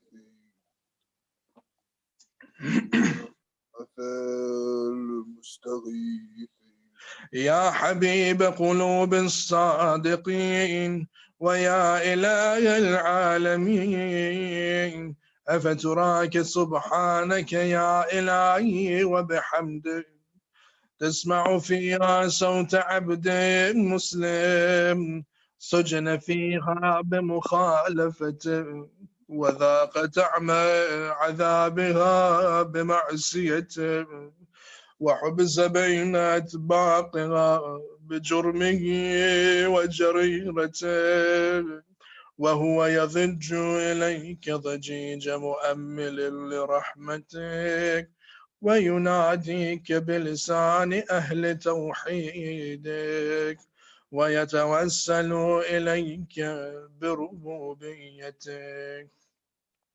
يا مولاي فكيف يبقى في العذاب وهو يرجو ما سلف من حلمك، أم كيف تؤلمه النار وهو يأمل فضلك ورحمتك، أم كيف يحرقه لهيبها وأنت تسمع صوته وترى مكانه.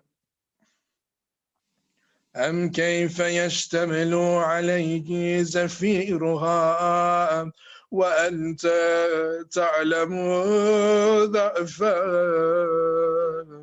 أم كيف يتقلقل بين أطباقها وأنت تعلم صدقا أم كيف تزجر زبانيتها وهو يناديك يا رب أم كيف يرجو فضلك في عتقه منها فتترك فيها هيهات ما ذلك الظن بك ولا المعروف من فضلك ولا مشمر لما عاملت به الموحدين من برك وإحسانك فباليقين أقطع لولا ما حكمت به من تعظيم جاهدي وقضيت به من إخلاد معاندي لجعلت النار كلها بردا وسلاما وما كان لأحد فيها مغرا ولا مقاما لكنك تقدست أسماؤك أقسمت أن تملأها من الكافرين من الجنة والناس أجمعين وأن تخلد في المعاندين وأن تجل ثناؤك قلت مبتدئا وتطولت بالإنعام متكرما أفمن كان مؤمنا كمن كان فاسقا لا يستوون إلهي وسيدي فأسألك بالقدرة التي قدرتها وبالقضية التي حتمتها وحكمتها وغلبت من علي أجريتها أن تهب لي في هذه الليلة وفي هذه الساعة كل جرم أجرمته كل جرم أجرمته كل جرم أجرمت وكل ذنب أذنبت وكل قبيح أسررت وكل جهل عملت كتمته أو أعلنت أخفيته أو أظهرت وكل سيئة أمرت بإثباتها الكرام الكاتبين الذين وكلتهم بحفظ ما يكون مني وجعلتهم شهودا علي مع الجوارح وكنت أنت الرقيب علي من ورائهم والشاهد لما خفي عنهم وبرحمتك أخفيت وبفضلك سترت وأن توفر حظي من كل خير أنزلت أو إحسان فضلت أو بر نشرت أو رزق بسطت أو ذنب تغفر أو خطأ تستر يا ربي يا ربي يا رب يا ربي يا ربي يا رب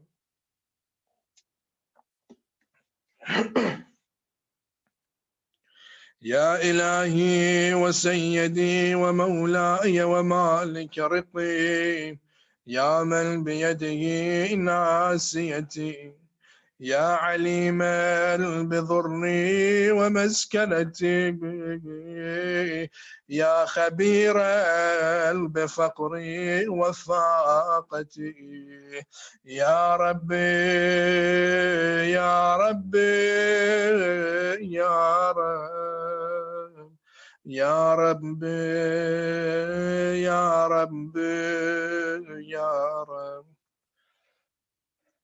أسألك بحقك وقدسك وأعظم صفاتك وأسمائك أن تجعل أوقاتي في الليل والنهار بذكرك معمورا وبخدمتك موصولا وأعمالي عندك مقبولا، حتى تكون أعمالي وأورادي كلها وردا واحدا، وحالي في خدمتك سرمدا.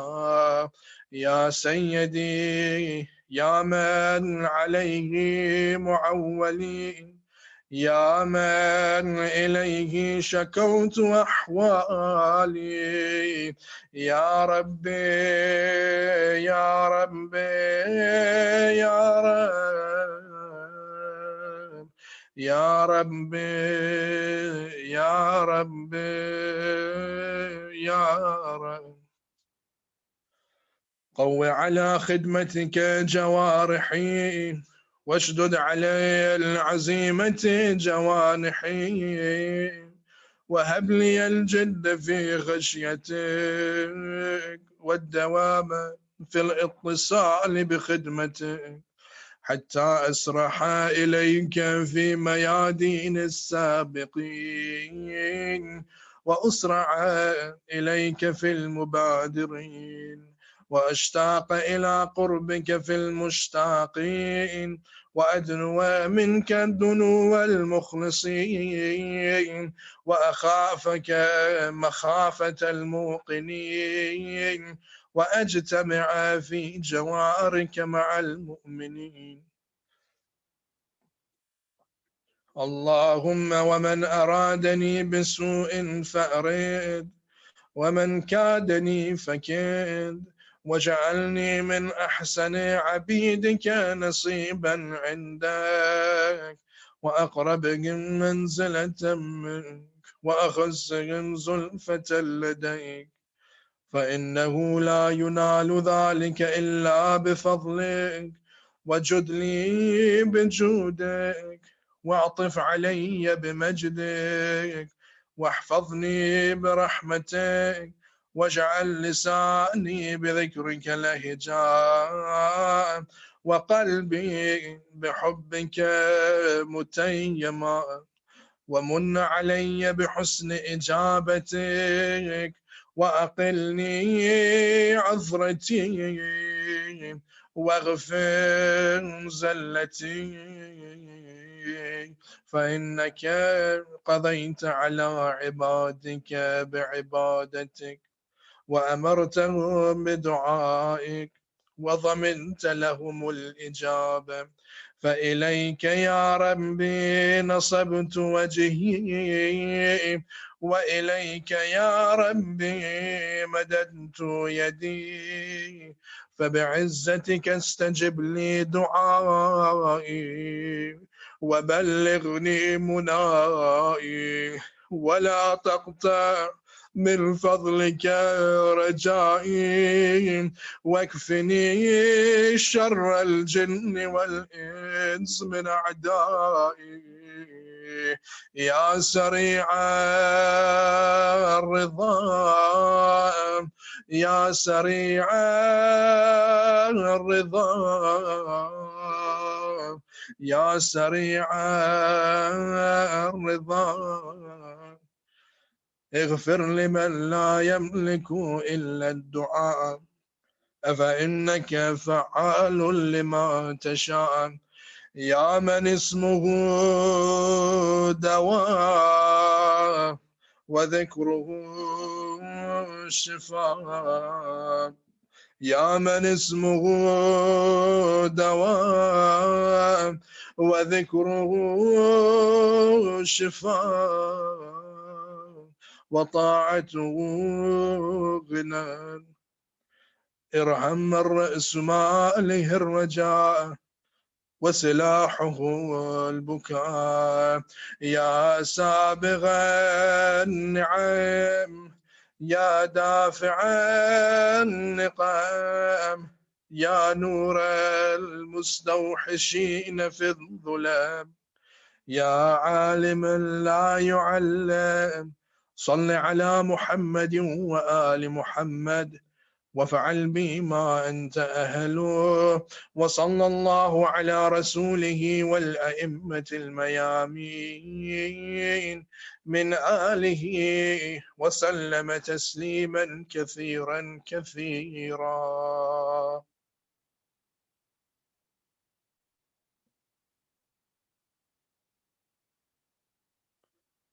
Allahumma salli ala Muhammad wa ali Muhammad. Before I request to Maulana for Amal, one announcement about course program.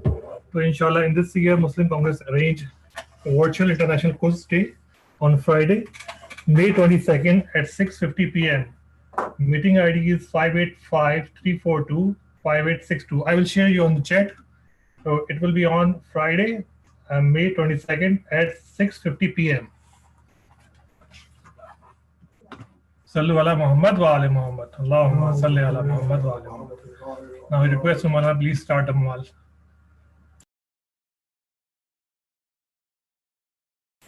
Can you unmute?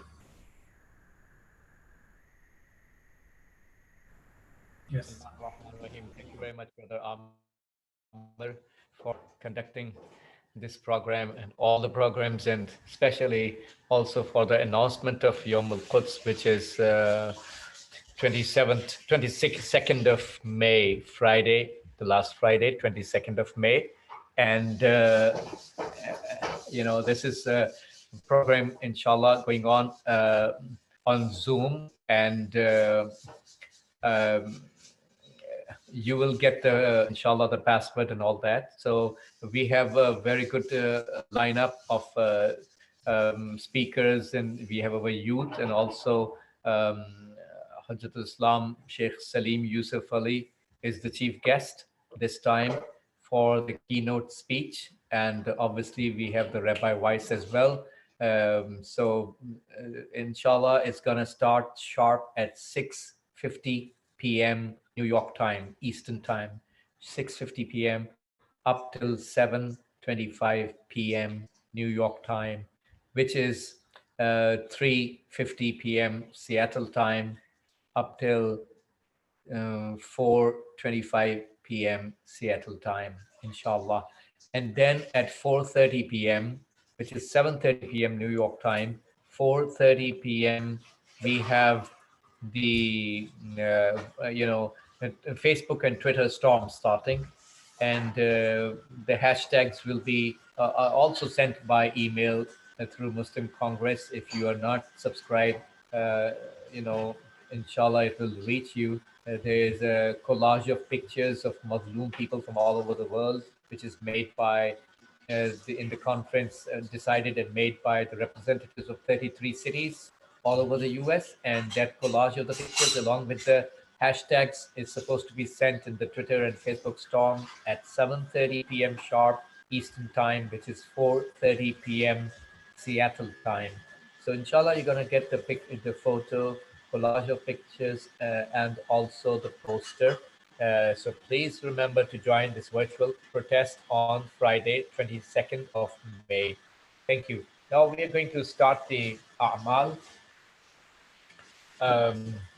Tonight is the second possibility of Laylatul Qadr coinciding on this night. So we will do the A'mal, and obviously it will start with the 4 rakats of prayers. In the previous night, when we did the Amal, we did 2 rakats of prayers. So we're going to start with 4 rakats of prayers tonight in a similar way. So you'll do it 2 rakats and 2 rakats. And the niyat will be, I pray 4 rakats of prayers on the night before 21st Ramadan, qurbatan ilallah. 4 rakats of prayers of the night before 21st of Ramadan, qurbatan ilallah. You'll pray 2 rakats, just like Fajr, except that after Fatiha, in each rakat, you will recite Qul huwallahu ahad, Surah Al-Ikhlas 7 times. After Fatiha, in each rakat, you will recite Surah Al-Ikhlas, Qul huwallahu ahad 7 times. That's how you would do 2 rakats and 2 rakats, total 4 rakats of prayers. The niyat will be, I pray 4 rakats of prayers in the night before the 21st of Ramadan, qurbatan ilallah. This is how we do the 4 rakats of prayers, and then obviously after the salat ends, we'll do astaghfirullah wa atubu ilayhi 70 times, the way we did the last time. And we have the du'as, and then we will go with the dua of Ya Zal Lazi Kana Qabla Kulli Shay, and then we will go to the dua of Joshan al Kabir. And after Dua al Jashan al Kabir, we will go towards Ziyaratul Jami'ah, inshallah. After Ziyaratul Jami'ah, if you want to line up in your Mafati, you can line up in this sequence. After Ziyaratul Jami'ah, inshallah, I will read Ziyarat of Aminullah for Imam Ali alayhi salam. And after Ziyarat of Aminullah, I will recite Ziyarat of Ali Yasin for Imam Mahdi alayhi salam. And after Ziyarat of Ali Yasin, inshallah, I will recite Dua ul Ahad, renewing our covenant with Imam Mahdi alayhi salam. And after Dua ul Ahad, inshallah, I will recite Dua, the Ziyarat of Imam Hussein alayhi salam. And if we have the time, inshallah, we will recite also the Dua ul Baha at the end, which relates to the Ashar and the times of the Sahar before the Fajr time. The time before the Fajr is called Sahar, and the plural is Ashar in Arabic. So in the Ashar times, we recite the Dua ul Baha, great dua, just like any other dua of Ahlul Bayt. Inshallah, we're going to recite Dua ul Baha at the end as well.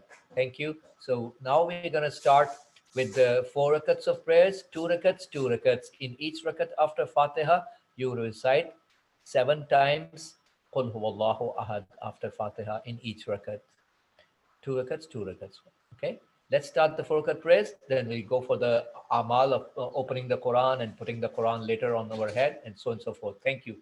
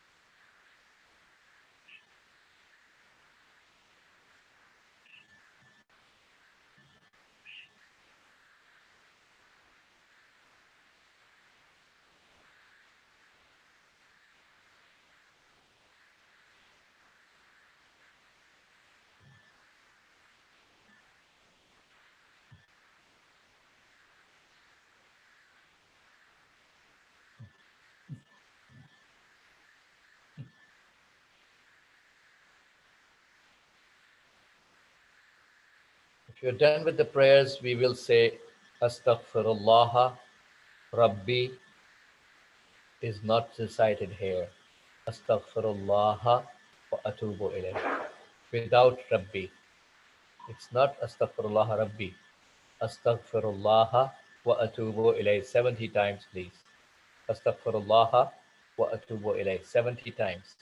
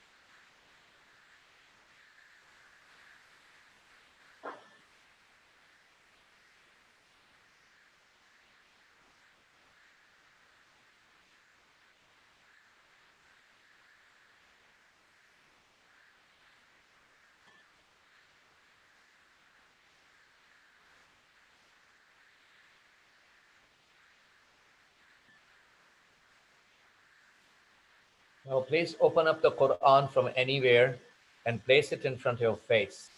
Please open the Quran from anywhere and place it in front of your face. And let's recite this dua.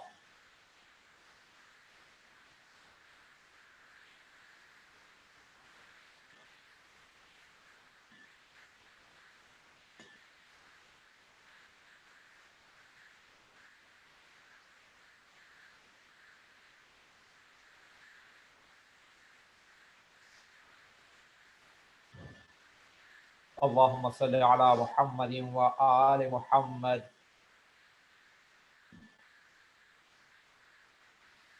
Allahumma inni as'aluka بكتابك المنزل وما فيه وفيه اسمك الأكبر وأسماؤك الحسنى وما يخاف ويرجى أن تجعلني من عتقائك من النار. Now please seek your dua from Allah.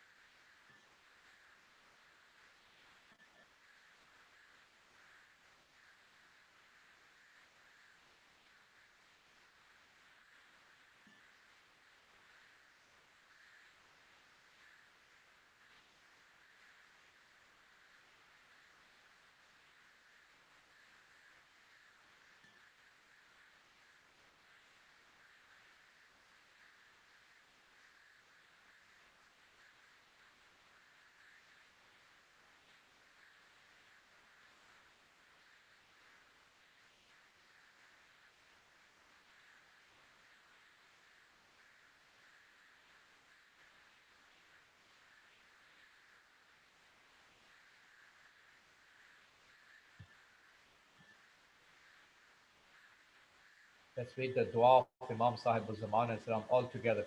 Bismillah ar-Rahman ar-Rahim. Allahumma kulli waliyika al-Hujjat ibn al-Hasan.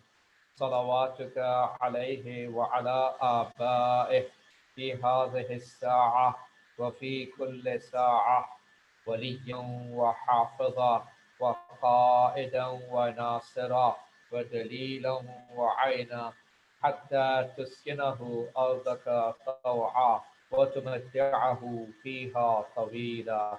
اللهم صل على محمد وآل Muhammad. Now please put the Quran on top of your head. Everyone, please hold the Quran and place it on top of your head, and we will read this dua all together. So please hold the Quran and put it on top of your heads. Everyone, please hold the Quran and place it on top of your heads. Let's read this dua all together. Allahumma salli ala Muhammadin wa ali Muhammad. Allahumma bihaqqi هذا القرآن وبحق من أرسلته به وبحق كل مؤمن مدحته فيه وبحقك عليهم فلا أحد أعرف بحقك منك. All together.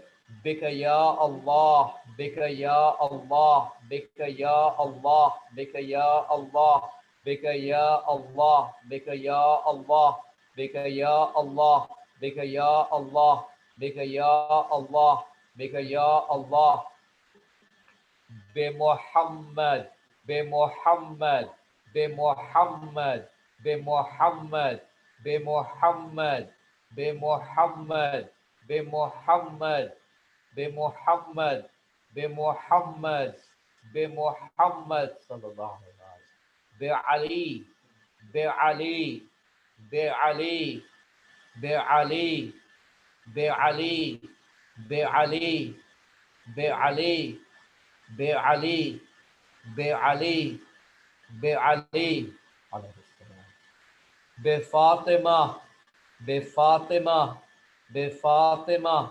بفاطمة بفاطمة بفاطمة بفاطمة بفاطمة بفاطمة بفاطمة عليه السلام بالحسن بالحسن بالحسن بالحسن بالحسن بالحسن بالحسن بالحسن بالحسن بالحسن عليكم السلام بالحسين بالحسين بالحسين بالحسين بالحسين بالحسين بالحسين بالحسين بالحسين بالحسين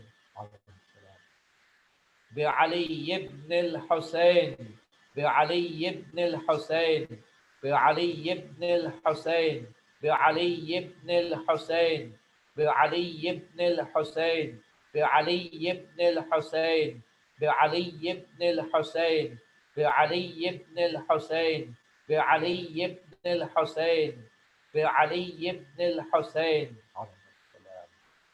بمحمد بن علي بمحمد بن علي بمحمد بن علي بمحمد بن علي بمحمد بن علي بمحمد بن علي بمحمد بن علي بمحمد بن علي بمحمد بن علي بمحمد بن علي بجعفر بن محمد بجعفر بن محمد بجعفر بن محمد بجعفر بن محمد بجعفر بن محمد بجعفر بن محمد بجعفر بن محمد بجعفر بن محمد بجعفر بن محمد بجعفر بن محمد عليه السلام بموسى بن جعفر بموسى بن جعفر بموسى بن جعفر بموسى بن جعفر بموسى بن جعفر بموسى بن جعفر بموسى بن جعفر بموسى بن جعفر بموسى بن جعفر بموسى بن جعفر عليه السلام بعلي بن موسى بعلي بن موسى بعلي بن موسى بعلي بن موسى بعلي بن موسى بعلي بن موسى بعلي بن موسى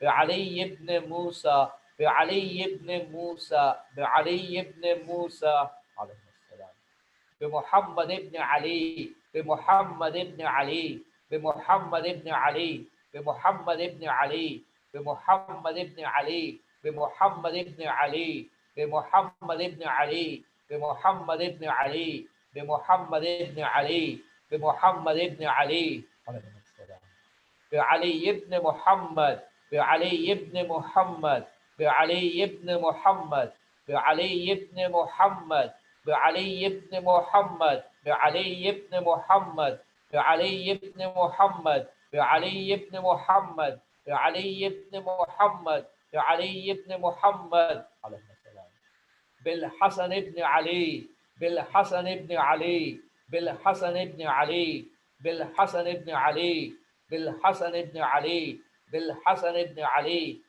بالحسن بن علي بالحسن بن علي بالحسن بن علي بالحسن بن علي عليه السلام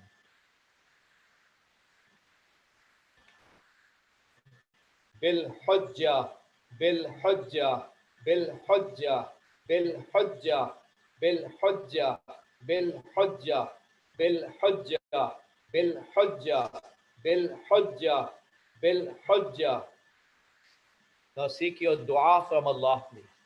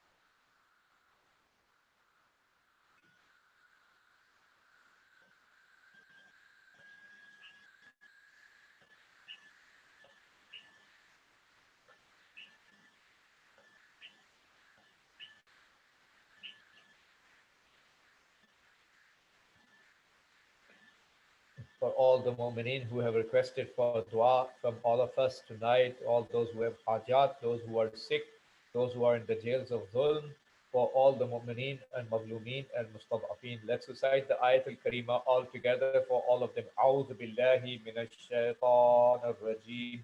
Bismillahir rahmanir rahim. أمن يجيب المضطر إذا دعاه ويكشف السوء أمن يجيب المضطر إذا دعاه ويكشف السوء أمن يجيب المضطر إذا دعاه ويكشف السوء أمن يجيب المضطر إذا دعاه ويكشف السوء أمن يجيب المضطر إذا دعاه ويكشف السوء. اللهم صل على محمد وآل محمد. Dua of Imam alayhi salam all together. اللهم كل وليك الحجة ابن الحسن صلواتك عليه وعلى آبائه في هذه الساعة وفي كل ساعة وليا وحافظا وقائدا وناصرا ودليلا وعينا حتى تسكنه أرضك طوعا وتمتعه فيها طويلا. اللهم عرفني نفسك فإنك إن لم تعرفني نفسك لم أعرف نبيك. اللهم عرفني رسولك فإنك إن لم تعرفني رسولك لم أعرف حجتك. اللهم عرفني حجتك فإنك إن لم تعرفني حجتك ضللت عن ديني. Now let's go to the next dua, please. So I will read and you can follow up with me. Allahumma salli ala Muhammadin wa ali Muhammad. اللهم إني أمسيت لك عبدا ذاخرا لا أملك لنفسي نفعا ولا ضرا ولا أصرف عنها سوءا أشهد بذلك على نفسي وأعترف لك بضعف قوتي وقلة حيلتي فصل على محمد وآل محمد وأنجز لي ما وعدتني وجميع المؤمنين والمؤمنات من المغفرة في هذه الليلة وأتمم علي ما آتيتني فإني عبدك المسكين المستكين الضعيف الفقير المهين. اللهم لا تجعلني ناسيا لذكرك فيما أوليتني ولا غافلا لإحسانك فيما أعطيتني ولا آئسا من إجابتك وإن أبطأت عني في سراء أو ضراء أو شدة أو رخاء أو عافية أو بلاء أو بؤس أو نعماء إنك سميع الدعاء. Now we will recite Astaghfirullah Rabbi wa atubu ilayh 100 times, please. Astaghfirullah Rabbi. This time Rabbi is also mentioned. Astaghfirullah Rabbi wa atubu ilayh 100 times, please. Astaghfirullah Rabbi wa atubu ilayh 100 times.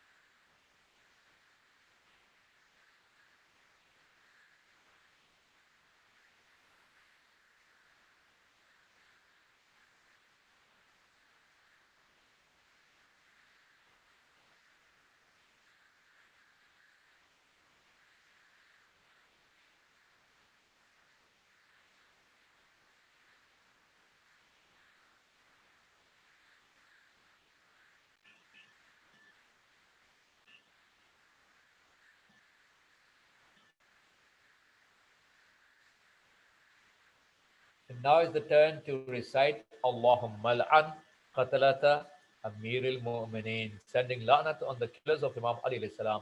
Allahumma al'an qatalata Amir al-Mu'mineen. Once more, Allahumma al'an qatalata Amir al-Mu'mineen. 100 times, please.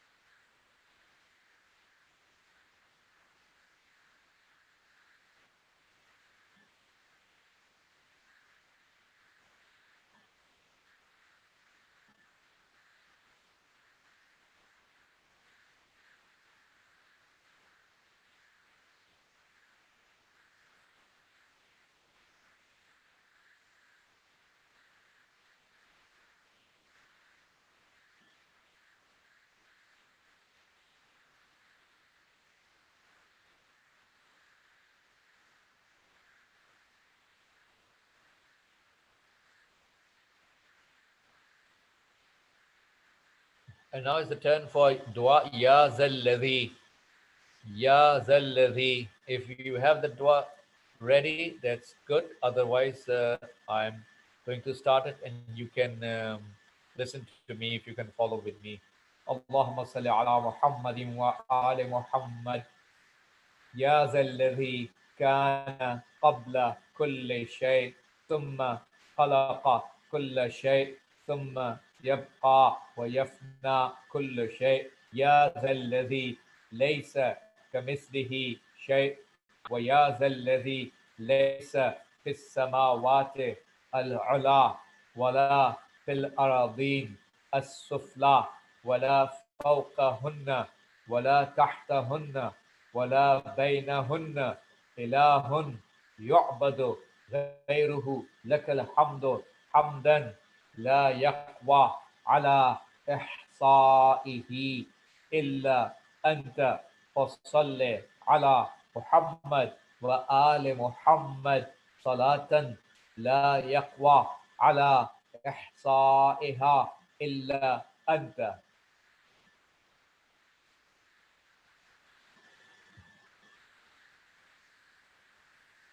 اللهم اجعل فيما تقضي وتقدر من الأمر المحتوم وفيما تفرق من الأمر الحكيم في ليلة القدر وفي القضاء الذي لا يرد ولا يبدل أن تكتبني من حجاج بيتك الحرام المبرور حجهم المشكور سعيهم المغفور ذنوبهم المكفر عنهم سيئاتهم واجعل فيما تقضي وتقدر أن تطيل عمري وتوسع علي في رزقي وتفعل بي. Now seek your hajat from Allah, please.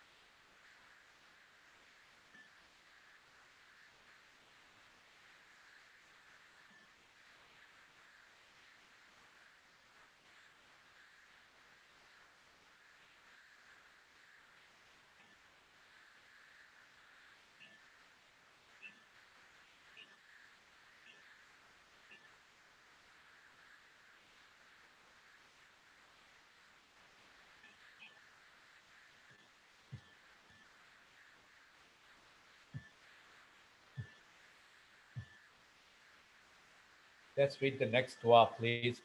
Bismillah ar-Rahman ar-Rahim.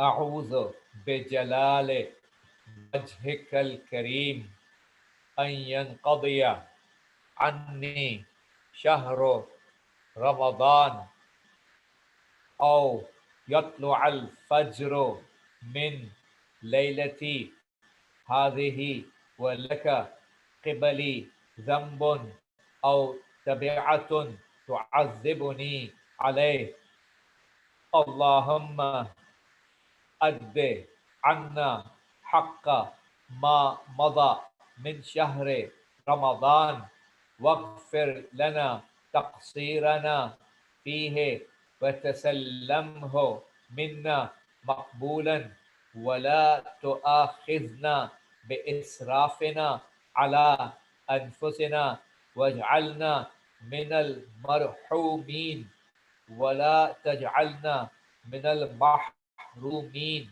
اللهم إنك قلت في كتابك المنزل شهر رمضان الذي أنزل فيه القرآن هدى للناس وبينات من الهدى والفرقان فعظمت حرمة شهر رمضان بما أنزلت فيه من القرآن وخصصته بليلة القدر وجعلتها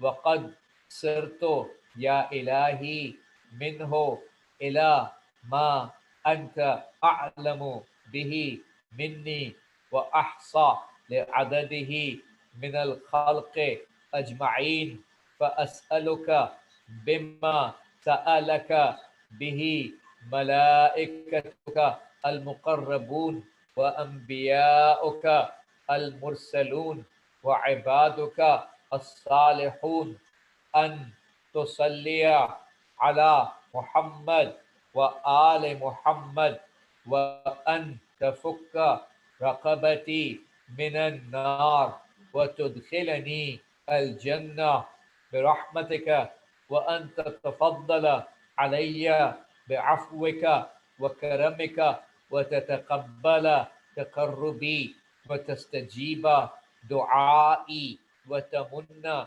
علي بالأمن يوم الخوف من كل هول أعددته ليوم القيامة إلهي وأعوذ بوجهك الكريم وبجلالك العظيم أن ينقضي أيام شهر رمضان ولياليه ولك قبلي تبعة أو ذنب تؤاخذني به أو خطيئة تريد أن تقتصها مني لم تغفرها لي سيدي سيدي سيدي أسألك يا لا إله إلا أنت إذ لا إله إلا أنت إن كنت رضيت عني في هذا الشهر فازدد عني رضا وإن لم تكن رضيت عني فمن الآن فرض عني يا أرحم الراحمين يا الله يا أحد يا صمد يا من لم يلد ولم يولد ولم يكن له كفوا أحد يا مولج الليل في النهار ومولج النهار في الليل ومخرج الحي من الميت ومخرج الميت من الحي يا رازق من يشاء بغير حساب يا الله يا رحمن يا رحيم يا الله يا الله يا الله لك الأسماء الحسنى والأمثال العليا والكبرياء والآلاء أسألك أن تصلي على محمد وآل محمد وأن تجعل اسمي في هذه الليلة في السعداء وروحي مع الشهداء وإحساني في عليين وإساءتي مغفورة وأن تهب لي يقينا تباشر به قلبي وإيمانا يذهب الشك عني وترضيني بما قسمت لي وآتنا في الدنيا حسنة وفي الآخرة حسنة وقنا عذاب النار الحريق وارزقني فيها ذكرك وشكرك والرغبة إليك والإنابة والتوفيق لما وفقت له محمدا وآل محمد عليه وعليهم السلام. Now is the turn for the Dua al-Joshan al-Kabir.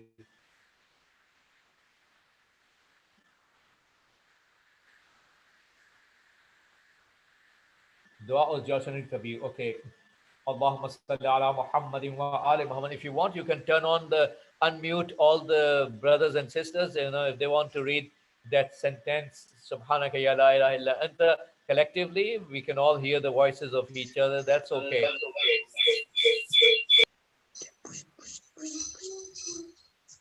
So, brothers and sisters, you can unmute yourself so you can read this sentence, Subhanaka ya la ilaha illa anta, all together if you want to, inshallah.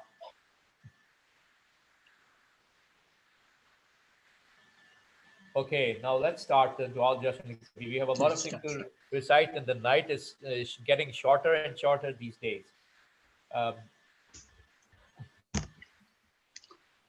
اللهم صل على محمد وآل محمد سبحانك يا لا إله إلا أنت الغوث خلصنا من النار يا رب خلصنا من النار يا رب يا ذا الجلال والإكرام يا أرحم الراحمين. اللهم إني أسألك باسمك يا الله يا رحمن يا رحيم يا كريم يا مقيم يا عظيم يا قديم يا عليم يا حليم يا حكيم. سبحانك لا إله إلا أنت الغوث خلصنا من النار يا رب يا سيد السادات مجيب الدعوات يا رافع الدرجات يا ولي الحسنات يا غافر الخطيئات يا معطي المسألات يا قابل التوبات يا سامع الأصوات يا عالم الخفيات يا دافع البلاء سبحانك يا لا إله إلا أنت الغوث خلصنا من النار يا رب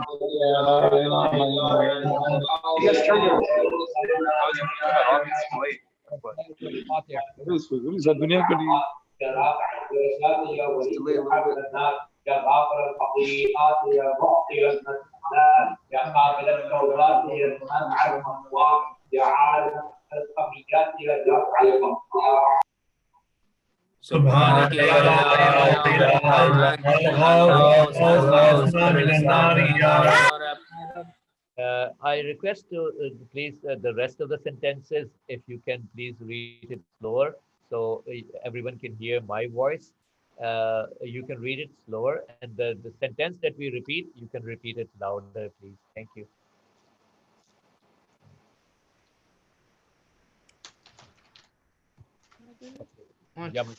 يا من له العزة والجمال يا من له القدرة والكمال يا من له الملك والجلال يا من هو الكبير المتعال يا منشئ السحاب الثقال يا من هو شديد المحال يا من هو سريع الحساب يا من هو شديد العقاب يا من عنده حسن الثواب يا من عنده الكتاب. سبحانك يا لا إله إلا أنت الغوث خلصنا من النار يا رب. اللهم إني أسألك باسمك يا حنان يا منان يا ديان يا برهان يا سلطان يا رضوان يا غفران يا سبحان يا مستعان يا ذا المن والبيان. سبحانك يا لا إله إلا أنت الغوث خلصنا من النار يا رب.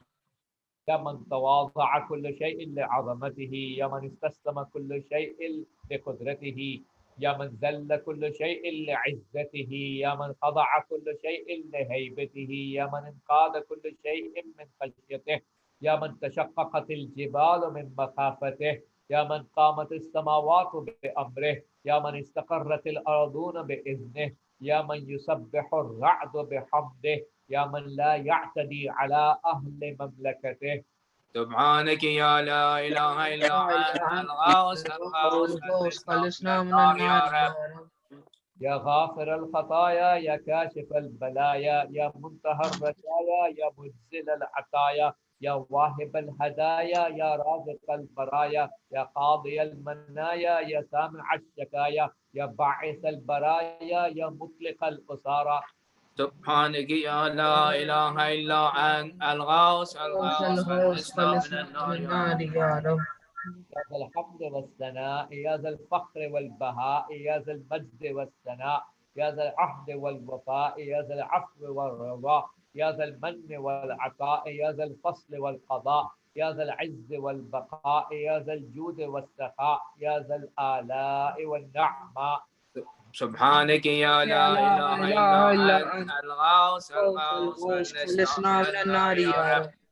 اللهم إني أسألك باسمك يا مانع يا دافع يا رافع يا صانع يا نافع يا سامع يا جامع يا شافع يا واسع يا موسع. سبحانك يا لا إله إلا أنت الغوث خلصنا من النار يا رب. يا صانع كل مصنوع يا خالق كل مخلوق يا رازق كل مرزوق يا مالك كل مملوك يا كاشف كل مكروب يا فارج كل مهموم يا راحم كل مرحوم يا ناصر كل مخذول يا ساتر كل معيوب يا ملجأ كل مطرود. سبحانك يا لا إله إلا أنت الغوث الغوث خلصنا خلصنا من من النار النار يا يا رب. رب. عدتي عند شدتي، يا رجائي عند مصيبتي، يا مؤنسي عند وحشتي، يا صاحبي عند غربتي، يا ولي عند رحمتي، يا غياث عند كربتي، يا دليلي عند حيرتي، يا غنائي عند افتقاري، يا ملجئي عند اضطراري، يا معيني عند مفزعي. سبحانك يا لا إله إلا أنت الغوث خلصنا من النار يا رب. يا علام الغيوب، يا غفار الذنوب، يا ستار العيوب، يا كاشف الكروب، يا مقلب القلوب، يا طبيب القلوب، يا منور القلوب، يا أنيس القلوب، يا مفرج الهموم، يا منفس الهموم. سبحانك يا لا إله إلا أنت الغوث خلصنا من النار يا رب. اللهم إني أسألك باسمك يا جليل يا جميل يا وكيل يا كفيل يا دليل يا خبير يا مديل يا منيل يا مقيل يا محيل. سبحانك يا لا إله إلا أنت الغوث خلصنا من النار يا رب. يا دليل المتحيرين، يا غياث المستغيثين، يا طريق المستصرخين، يا جار المستجيرين، يا أمان الخائفين، يا عون المؤمنين، يا راحم المساكين، يا ملجأ العاصين، يا غافر المذنبين، يا مجيب دعوة المضطرين. سبحانك يا لا إله إلا أنت الغوث خلصنا من النار يا رب. يا ذا الجود والإحسان، يا ذا الفضل والامتنان، يا ذا الأمن والأمان، يا ذا القدس والسبحان، يا ذا الحكمة والبيان، يا ذا الرحمة والرضوان، يا ذا الحجة والبرهان، يا ذا العظمة والسلطان، يا ذا الرأفة والمستعان، يا ذا العفو والغفران. سبحانك يا لا إله إلا أنت الغوث خلصنا من النار يا رب.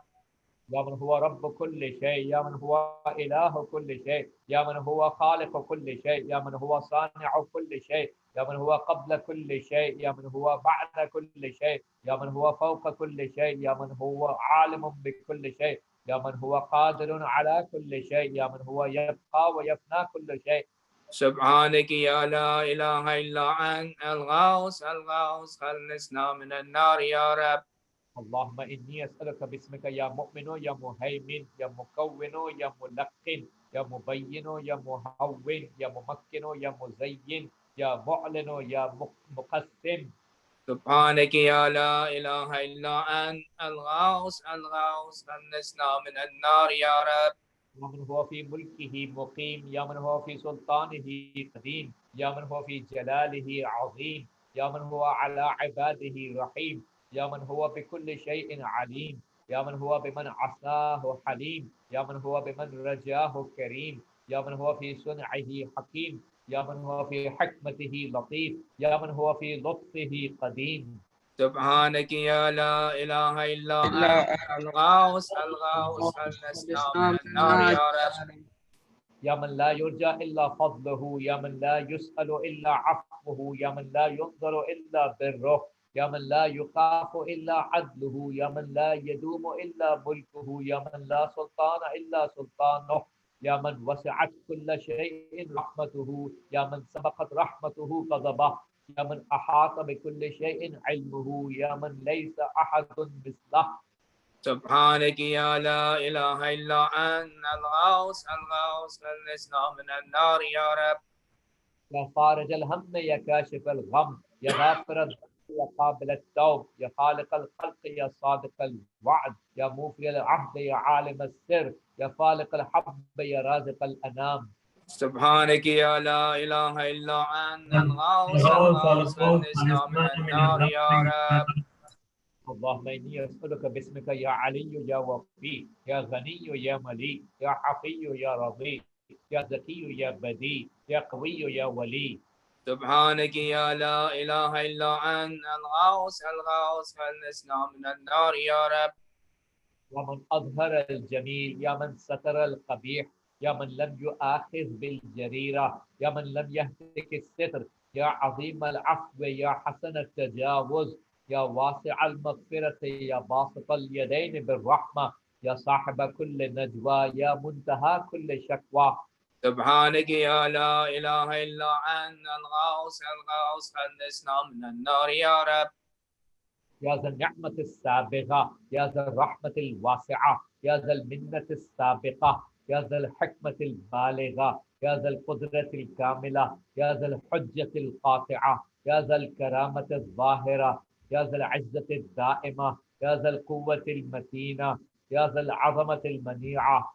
سبحانك يا لا إله إلا أنت الغوث الغوث خلصنا من النار يا رب.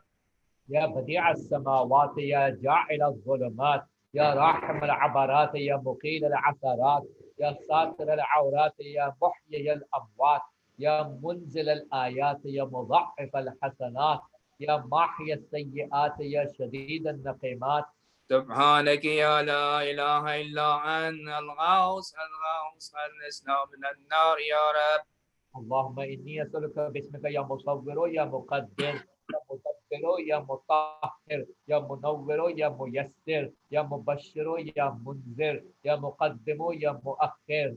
سبحانك يا لا إله إلا أنت الغوث الغوث خلصنا من النار يا رب. يا رب البيت الحرام، يا رب الشهر الحرام، يا رب البلد الحرام، يا رب الركن والمقام، يا رب المشعر الحرام، يا رب المسجد الحرام، يا رب الحل والحرام، يا رب النور والظلام، يا رب التحية والسلام، يا رب القدرة في الأنام. سبحانك يا لا إله إلا أنت الغوث الغوث خلصنا من النار يا رب. يا أحكم الحاكمين، يا أعدل العادلين، يا أصدق الصادقين، يا أطهر الطاهرين، يا أحسن الخالقين، يا أسرع الحاسبين، يا أسمع السامعين، يا أبصر الناظرين، يا أشفع الشافعين، يا أكرم الأكرمين. سبحانك يا لا إله إلا أنت الغوث الغوث خلصنا من النار يا رب. يا عماد من لا عماد له، يا سند من لا سند له، يا ذخر من لا ذخر له، يا حرز من لا حرز له، يا غياث من لا غياث له، يا فخر من لا فخر له، يا عز من لا عز له، يا معين من لا معين له، يا أنيس من لا أنيس له، يا أمان من لا أمان له. سبحانك يا لا إله إلا أنت الغوث الغوث خلصنا من النار يا رب. يا اللهم إني أسألك باسمك يا عاصم يا قائم يا دائم يا راحم يا سالم يا حاكم يا عالم يا قاسم يا قابض يا باسط. سبحانك يا لا إله إلا أنت الغوث الغوث خلصنا من النار يا رب. عاصم من استعصمه، يا راحم من استرحمه، يا غافر من استغفره، يا ناصر من استنصره، يا حافظ من استحفظه، يا مكرم من استكرمه، يا مرشد من استرشده، يا صريخ من استصرخه، يا معين من استعانه، يا مغيث من استغاثه. سبحانك يا لا إله إلا أنت الغوث الغوث خلصنا من النار يا رب. يا عزيزا لا يضام، يا لطيفا لا يرام، يا قيوما لا ينام، يا دائما لا يفوت، يا حيا لا يموت، يا ملكا لا يزول، يا باقيا لا يفنى، يا عالما لا يجهل، يا صمدا لا يطعم، يا قويا لا يضعف. سبحانك يا لا إله إلا أنت الغوث الغوث خلصنا من النار يا رب. اللهم إني أسألك باسمك يا أحد يا واحد يا شاهد يا ماجد يا حامد يا راشد يا باعث يا وارث يا ضار يا نافع. سبحانك يا لا إله إلا أنت الغوث الغوث خلصنا من النار يا رب. يا أعظم من كل كريم، يا أكرم من كل كريم، يا أرحم من كل رحيم، يا أعلم من كل عليم، يا أحكم من كل حكيم، يا أقدم من كل قديم، يا أكبر من كل كبير، يا ألطف من كل لطيف، يا أجل من كل جليل، يا أعز من كل عزيز. سبحانك يا لا إله إلا أنت الغوث الغوث خلصنا من النار يا رب. يا عظيم المن، يا كثير الخير، يا قديم الفضل، يا دائم اللطف، يا لطيف الصنع، يا منفس الكرب، يا كاشف الضر، يا مالك الملك، يا قاضي الحق. سبحانك يا لا إله إلا أنت الغوث خلصنا من النار يا رب.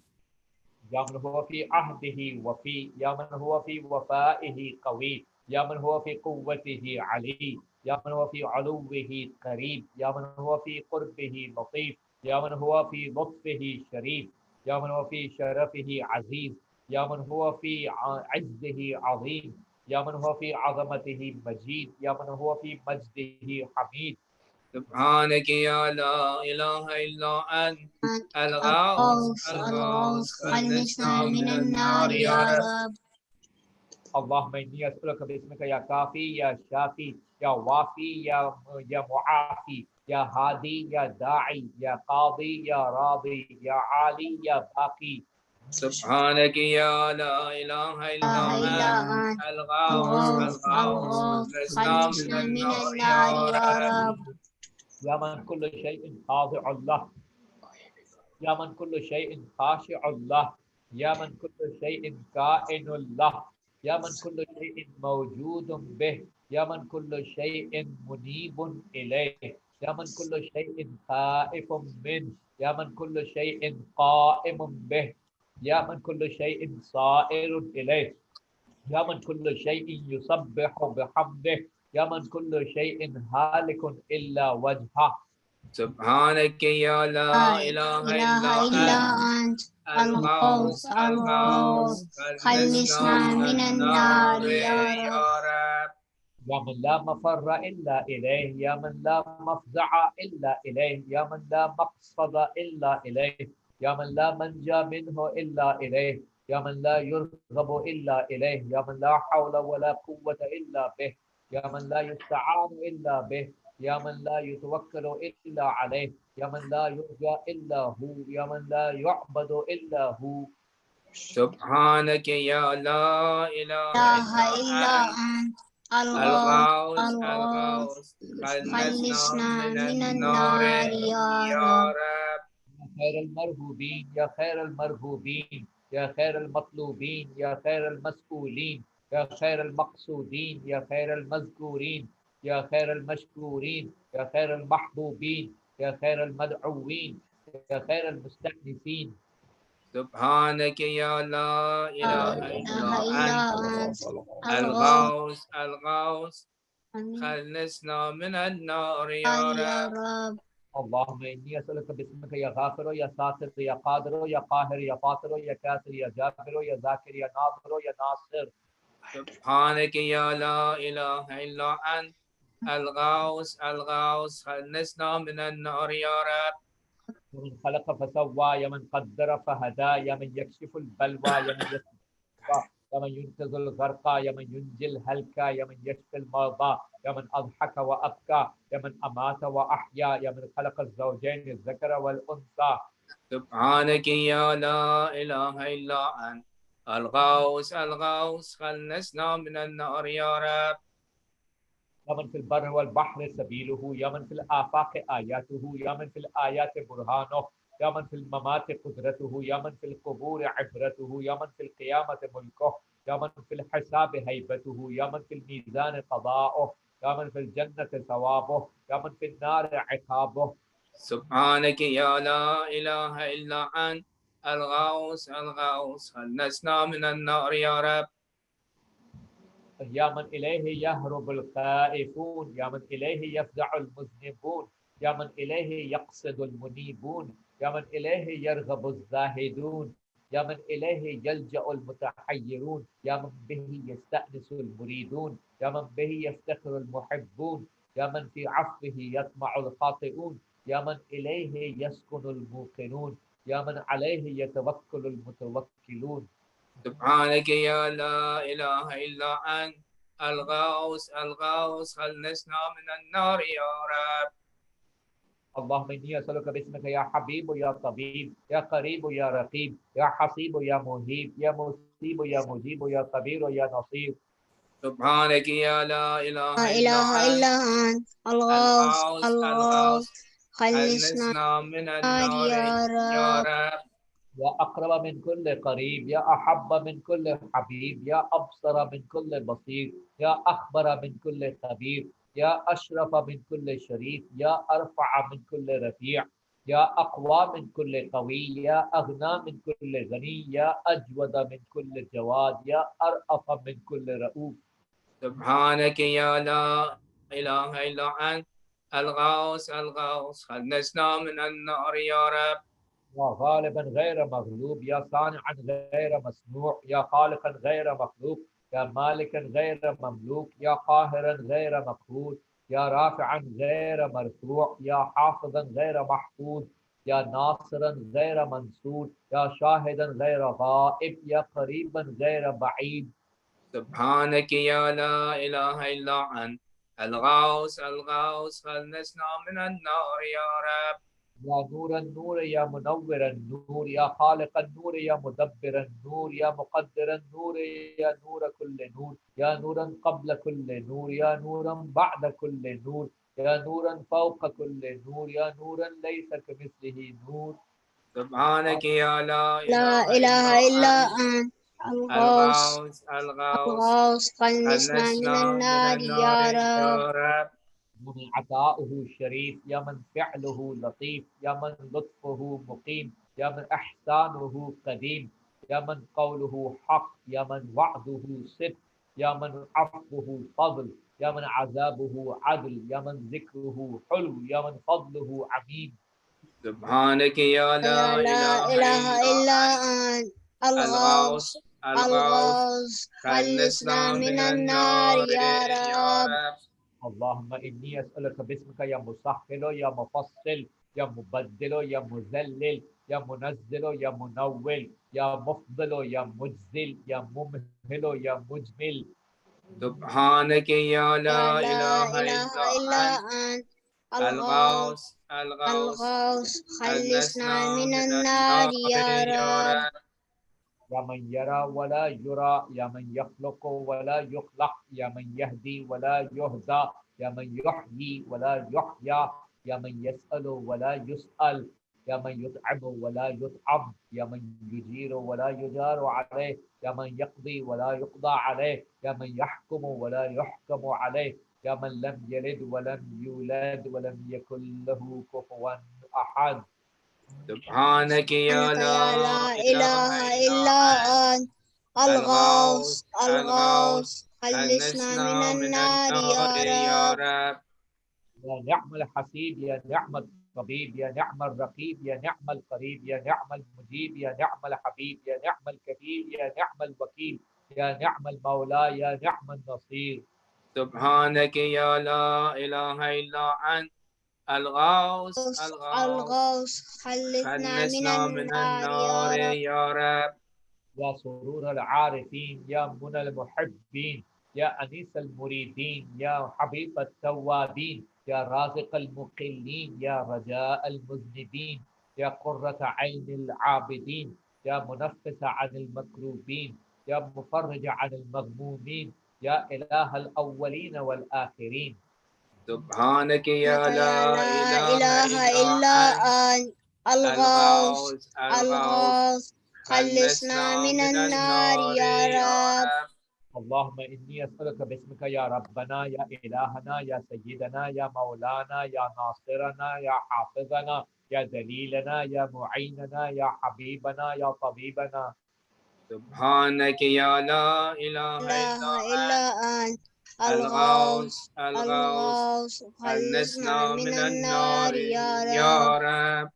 يا رب النبيين والأبرار، يا رب الصديقين والأخيار، يا رب الجنة والنار، يا رب الصغار والكبار، يا رب الحبوب والثمار، يا رب الأنهار والأشجار، يا رب الصحاري والقفار، يا رب البراري والبحار، يا رب الليل والنهار، يا رب الإعلان يا رب الأعلان والأسرار. سبحانك يا سبحانك لا يا لا إله إله إلا إلا أنت أنت الغوث الغوث الغوث الغوث خلصنا خلصنا من النار. من النار يا رب. يا من نفذ في كل شيء أمره، يا من لاحق بكل شيء علمه، يا من بلغت إلى كل شيء قدرته، يا من لا لا تحصي العباد نعمه، يا من لا تبلغ الخلائق شكره، يا من لا تدرك الأفهام جلاله، يا من لا تنال الأوهام كنهه، يا من العظمة والكبرياء رداؤه، يا من لا ترد العباد قضاءه، يا من لا ملك إلا ملكه، يا من لا عطاء إلا عطاؤه. سبحانك يا لا إله إلا أنت سبحانك يا لا إله إلا أنت الغوث الغوث خلصنا من النار يا خلصنا رب. من النار يا رب. يا من له المثل الأعلى، يا من له الصفات العليا، يا من له الآخرة والأولى، يا من له جنة المأوى، يا من له الآيات الكبرى، يا من له الأسماء الحسنى، يا من له الحكم والقضاء، يا من له الهواء والفضاء، يا من له العرش والثرى، يا من له السماوات العلى.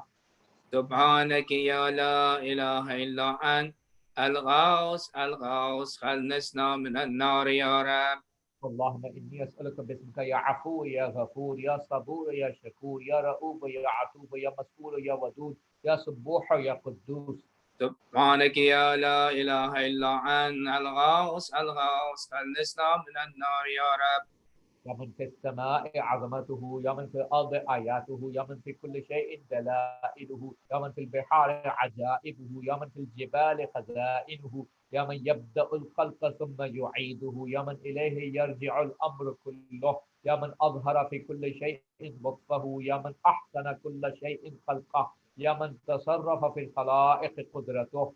سبحانك يا لا إله إلا أنت الغوث خلصنا من النار يا رب. يا حبيب من لا حبيب له، يا طبيب من لا طبيب له، يا مجيب من لا مجيب له، يا شفيق من لا شفيق له، يا رفيق من لا رفيق له، يا مغيث من لا مغيث له، يا دليل من لا دليل له، يا أنيس من لا أنيس له، يا راحم من لا راحم له، يا صاحب من لا صاحب له. سبحانك يا لا إله إلا أنت الغوث خلصنا من النار يا رب. يا كافي من استكفاه، يا هادئ، يا هادي من استهداه، يا كالئ من استكلاه، يا راعي من استرعاه، يا شافي من استشفاه، يا قاضي من استقضاه، يا مغني من استغناه، يا موفي من استوفاه، يا مقوي من استقواه، يا ولي من استولاه. سبحانك يا لا إله إلا أنت الغوث خلصنا من النار يا رب. اللهم إني أسألك باسمك يا خالق يا رازق يا ناطق يا صادق يا خالق يا فارق يا فاتق يا راتق يا سابق يا سامق.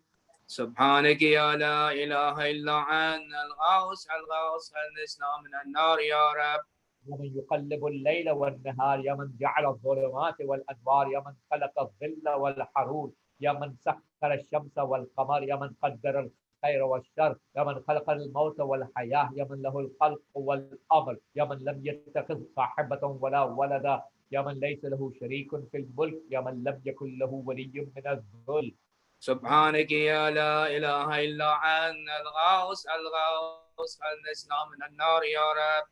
من يعلم مراد المريدين، يا من يعلم ضمير الصامتين، يا من يسمع هنين الواهنين، يا من يرى بكاء الخائفين، يا من يملك حوائج السائلين، يا من يقبل عذر التائبين، يا من لا يصلح عمل المفسدين، يا من لا يضيع أجر المحسنين، يا من لا يبعد عن قلوب العارفين، يا أجود الأجودين. سبحانك يا لا إله إلا أنت الغوث خلصنا من النار يا رب. دائم البقاء، يا سامع الدعاء، يا واسع العطاء، يا غافر الخطاء، يا غافر الخطاء، يا بديع السماء، يا حسن البلاء، يا جميل الثناء، يا قديم الثناء، يا كثير الوفاء، يا شريف الجزاء. سبحانك يا لا إله إلا أنت الغوث خلصنا من النار يا رب. اللهم إني أسألك يا ستار يا غفار يا قهار يا جبار يا صبار يا بار يا مختار يا فتاح يا نفاح يا مرتاح. سبحانك يا لا إله إلا أنت الغوث خلصنا من النار يا رب. ومن خلقني وسواني، يا من رزقني ورباني، يا من أطعمني وسقاني، يا من قربني وأدناني، يا من عصمني وكفاني، يا من حفظني وكلاني، يا من أعزني وأغناني، يا من وفقني وهداني، يا من آنسني وآواني، يا من أماتني وأحياني. سبحانك يا لا إله إلا أنت الغوث الغوث خلصنا من النار يا رب. يا من يحق الحق بكلماته، يا من يقبل التوبة عن عباده، يا من يحول بين المرء وقلبه، يا من لا تنفع الشفاعة إلا بإذنه، يا من هو أعلم بمن ضل عن سبيله، يا من لا معقب لحكمه، يا من لا راد لقضائه، يا من انقاد كل شيء لأمره، يا من السماوات مطويات بيمينه، يا من يرسل الرياح بشرا بين يدي رحمته. سبحانك يا لا إله إلا أنت الغوث الغوث خلصنا من النار يا رب. يا من جعل الأرض مهادا، يا من جعل الجبال أوتادا، يا من جعل الشمس سراجا، يا من جعل القمر نورا، يا من جعل الليل لباسا، يا من جعل النهار معاشا، يا من جعل النوم سباتا، يا من جعل السماء بناء، يا من جعل الأشياء أزواجا، يا من جعل النار مرصادا. سبحانك يا لا إله إلا أنت الغوث الغوث خلصنا من النار يا رب. اللهم إني أسألك باسمك يا سميع يا شفيع يا رفيع يا منيع يا سريع يا بديع يا كبير يا قدير يا خبير يا مجير. سبحانك يا لا إله إلا أنت الغوث الغوث خلصنا من النار يا رب. حي قبل كل حي، يا حي بعد كل حي، يا حي الذي ليس كمثله حي، يا حي الذي لا يشاركه حي، يا حي الذي لا يحتاج إلى حي، يا حي الذي يميت كل حي، يا حي الذي يرزق كل حي، يا حي لم يرث الحياة من حي، يا حي الذي يحيي الموتى، يا حي يا قيوم لا تأخذه سنة ولا نوم. سبحانك يا لا إله إلا أنت الغوث الغوث خلصنا من النار يا رب. يا من له ذكر لا ينسى، يا من له نور لا يطفأ، يا من له نعم لا تعد، يا من له ملك لا يزول، يا من له ثناء لا يحصى، يا من له جلال لا يكيف، يا من له كمال لا يدرك، يا من له قضاء لا يرد، يا من له صفات لا تبدل، يا من له نعوت لا تغير. سبحانك يا لا إله إلا أنت الغوث الغوث خلصنا من النار يا رب. يا رب العالمين، يا مالك يوم الدين، يا غاية الطالبين، يا ظهر اللاجين، يا مدرك الهاربين، يا من يا من يحب الصابرين، يا من يحب التوابين، يا من يحب المتطهرين، يا من يحب المحسنين، يا من هو أعلم بالمهتدين. سبحانك يا لا إله إلا أنت الغوث الغوث خلصنا من النار يا رب. اللهم إني أسألك باسمك يا شفيق يا رفيق يا حفيظ يا محيط يا مقيت يا مغيث يا معز يا مذل يا مبدئ يا معين. سبحانك يا لا إله إلا أنت الغوث الغوث خلصنا من النار يا رب. يا من هو أحد بلا ضد، يا من هو فرد بلا ند، يا من هو صمد بلا عيب، يا من هو وتر بلا كيف، يا من هو قاض بلا حيف، يا من هو رب بلا وزير، يا من هو عزيز بلا ذل، يا من هو غني بلا فقر، يا من هو ملك بلا عزل، يا من هو موصوف بلا شبيه. سبحانك يا لا إله إلا أنت الغوث الغوث خلصنا من النار يا رب. يا من ذكره شرف للذاكرين، يا من شكره فوز للشاكرين، يا من حمده عز للحامدين، يا من طاعته نجاة للمطيعين، يا من بابه مفتوح للطالبين، يا من سبيله واضح للمنيبين، يا من آياته برهان للناظرين، يا من كتابه تذكرة للمتقين، يا من رزقه عموم للطائعين والعاصين، يا من رحمته قريب من المحسنين. سبحانك يا لا إله إلا أنت الغوث الغوث خلصنا من النار يا رب. من تبارك اسمه، يا من تعالى جده، يا من لا إله غيره، يا من جل ثناؤه، يا من تقدست أسماؤه، يا من يدوم بقاؤه، يا من العظمة بهاؤه، يا من الكبرياء رداؤه، يا من لا تحصى آلاؤه، يا من لا تعد نعماؤه. سبحانك يا لا إله إلا أنت الغوث الغوث خلصنا من النار يا رب. اللهم إني أسألك باسمك يا معين يا أمين يا مبين يا متين يا متين يا رشيد يا حميد يا مجيد يا شديد يا شهيد. سبحانك يا لا إله إلا أنت الغوث الغوث خلصنا من النار يا رب. يا ذا العرش المجيد، يا ذا القول السديد، يا ذا الفعل الرشيد، يا ذا البطش الشديد، يا ذا الوعد والوعيد، يا من هو الولي الحميد، يا من هو فعال لما يريد، يا من هو قريب غير بعيد، يا من هو على كل شيء شهيد، يا من هو ليس بظلام للعبيد. سبحانك يا لا إله إلا أنت الغوث الغوث خلصنا من النار يا رب. لا شريك له ولا وزير، يا من لا شبيه له ولا نظير، يا خالق الشمس والقمر المنير، يا مغني البائس الفقير، يا رازق الطفل الصغير، يا راحم الشيخ الكبير، يا جابر العظم الكثير، يا عصمة الخائف المستجير، يا من هو بعباده خبير بصير، يا من هو على كل شيء قدير. سبحانك يا لا إله إلا أنت الغوث الغوث خلصنا من النار يا رب. يا ذا الجود والنعم، يا ذا الفضل والكرم، يا خالق اللوح والقلم، يا بارئ الذر والنسم، يا ذا البأس والنقم، يا ملهم العرب والعجم، يا كاشف الضر والألم، يا عالم السر والهمم، يا رب البيت والحرم، يا من خلق الأشياء من العدم. سبحانك يا لا إله إلا أنت الغوث الغوث خلصنا من النار يا رب. اللهم إني أسألك باسمك يا فاعل يا جاعل يا قابل يا كامل يا فاصل يا واصل يا عادل يا غالب يا طالب يا واهب. سبحانك يا لا إله إلا أنت الغوث الغوث خلصنا من النار يا رب. يا من أنعم بفضله، يا من أكرم بجوده، يا من جاد بلطفه، يا من تعزز بقدرته، يا من قدر بحكمته، يا من حكم بتدبيره، يا من دبر بعلمه، يا من تجاوز بحلمه، يا من دنا في علوه، يا من علا في دنوه. سبحانك يا لا إله إلا أنت الغوث الغوث خلصنا من النار يا رب. يا من يخلق ما يشاء، يا من يفعل ما يشاء، يا من يهدي من يشاء، يا من يضل من يشاء، يا من يعذب من يشاء، يا من يغفر لمن يشاء، يا من يعز من يشاء، يا من يذل من يشاء، يا من يصبر في الأرحام ما يشاء، يا من يختص برحمته من يشاء. سبحانك يا لا إله إلا أنت الغوث الغوث خلصنا من النار يا رب. لم يتخذ صاحبا ولا ولدا، يا من جعل لكل شيء قدرا، يا من لا يشرك في حكمه أحدا، يا من جعل الملائكة رسلا، يا من جعل في السماء بروجا، يا من جعل الأرض قرارا، يا من خلق من الماء بشرا، يا من خلق لكل شيء جعل لكل شيء أمدا، يا من أحاط بكل شيء علما، يا من أحصى كل شيء عددا. سبحانك لا إله إلا أنت الغوث الغوث خلصنا من النار يا رب. اللهم إني أسألك باسمك يا أول يا آخر يا ظاهر يا باطن يا بر يا حق يا فرد يا وتر يا صمد يا سرمد. سبحانك يا لا إله إلا أنت الغوث الغوث خلصنا من النار يا رب.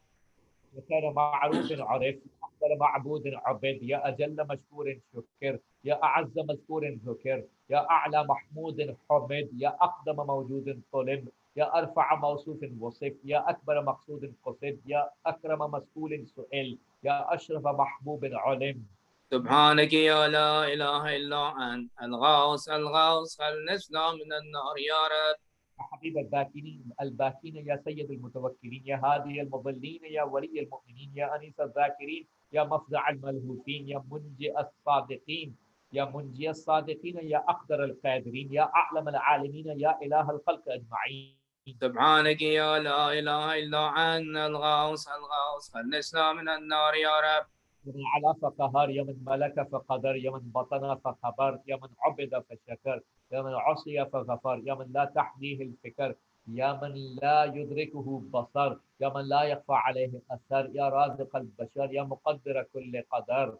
سبحانك يا لا إله إلا أنت إله إلا الغوث أنت الغوث الغوث خلصنا من الغوث النار خلصنا من يا النار رب. يا رب. اللهم إني أسألك باسمك يا حافظ يا بارئ يا زارع يا بازق يا فارج يا فاتح يا كاشف يا ضامن يا آمر يا ناهي. سبحانك يا لا إله إلا أنت الغوث الغوث خلصنا من النار يا رب.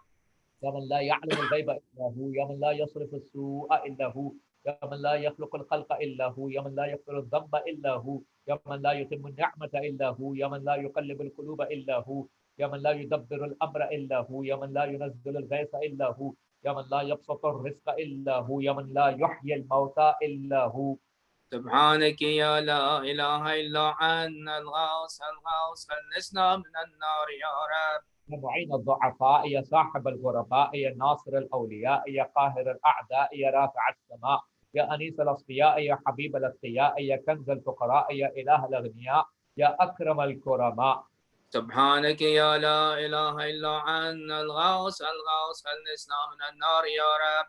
يا كافيا من كل شيء، يا قائما على كل شيء، يا من لا يشبهه شيء، يا من لا يزيد في ملكه شيء، يا من لا يخفى عليه شيء، يا من لا ينقص من خزائنه شيء، يا من ليس كمثله شيء، يا من لا يعزب عن علمه شيء، يا من هو خبير بكل شيء، يا من وسعت رحمته كل شيء. سبحانك يا لا إله إلا أنت الغوث الغوث خلصنا من النار يا رب. اللهم إني أسألك باسمك يا مكرم يا مطعم يا منعم يا معطي يا مغني يا مقني يا مفني يا محيي يا مرضي يا منجي. سبحانك يا لا إله إلا أنت الغوث الغوث خلصنا من النار يا رب. يا أول كل وآخره، يا إله كل شيء ومليكه، يا رب كل شيء وصانعه، يا بارئ كل شيء وخالقه، يا قابض كل شيء وباسطه، يا مبدأ كل شيء ومعيده، يا منشئ كل شيء ومقدره، يا مكون كل شيء ومحوله، يا محيي كل شيء ومميته، يا خالق كل شيء ووارثه. سبحانك يا لا إله إلا أنت الغوث الغوث خلصنا من النار يا رب. يا خير ذاكر ومذكور، يا خير شاكر ومشكور، يا خير حامد ومحمود، يا خير شاهد ومشهود، يا خير داع ومدعو، يا خير مجيب ومجاب، يا خير مؤنس وأنيس، يا خير صاحب وجليس، يا خير مقصود ومطلوب، يا خير حبيب ومحبوب. سبحانك يا لا إله إلا أنت الغوث الغوث خلصنا من النار يا رب. يا من هو لمن دعاه، يا من هو لمن أطاعه حبيب، يا من هو إلى من أحبه قريب، يا من هو بمن استحفظه رقيب، يا من هو بمن رجاه كريم، يا من هو بمن عساه حليم، يا من هو في عظمته رحيم، يا من هو في حكمته عظيم، يا من هو في إحسانه قديم، يا من هو بمن أراده عليم. سبحانك يا لا إله إلا أنت الغوث الغوث خلصنا من النار يا رب. اللهم إني أسألك باسمك يا مسبب يا مرغب يا مقلب يا معقب يا مرتب يا مخوف يا محذر يا مذكر يا مسكر يا مغير. سبحانك يا لا إله إلا أنت الغوث الغوث خلصنا من النار يا رب. يا من علمه سابق، يا من وعده صادق، يا من لطفه ظاهر، يا من أمره غالب، يا من كتابه محكم، يا من قضاؤه كائن، يا من قرآنه مجيد، يا من ملكه قديم، يا من فضله عميم، يا من عرشه عظيم. سبحانك يا لا إله إلا أنت الغوث الغوث خلصنا من النار يا رب. يا من لا يشغله سمع عن سمع، يا من لا يمنعه فعل عن فعل، يا من لا يلهيه قول عن قول، يا من لا يغلطه سؤال عن سؤال، يا من لا يحجبه شيء عن شيء، يا من لا يبرمه إلحاح الملحين، يا من هو غاية مراد المريدين، يا من هو منتهى همم العارفين، يا من هو منتهى طلب الطالبين، يا من لا يخفى عليه ذرة في العالمين. سبحانك يا لا إله إلا أنت الغوث الغوث خلصنا من النار يا رب.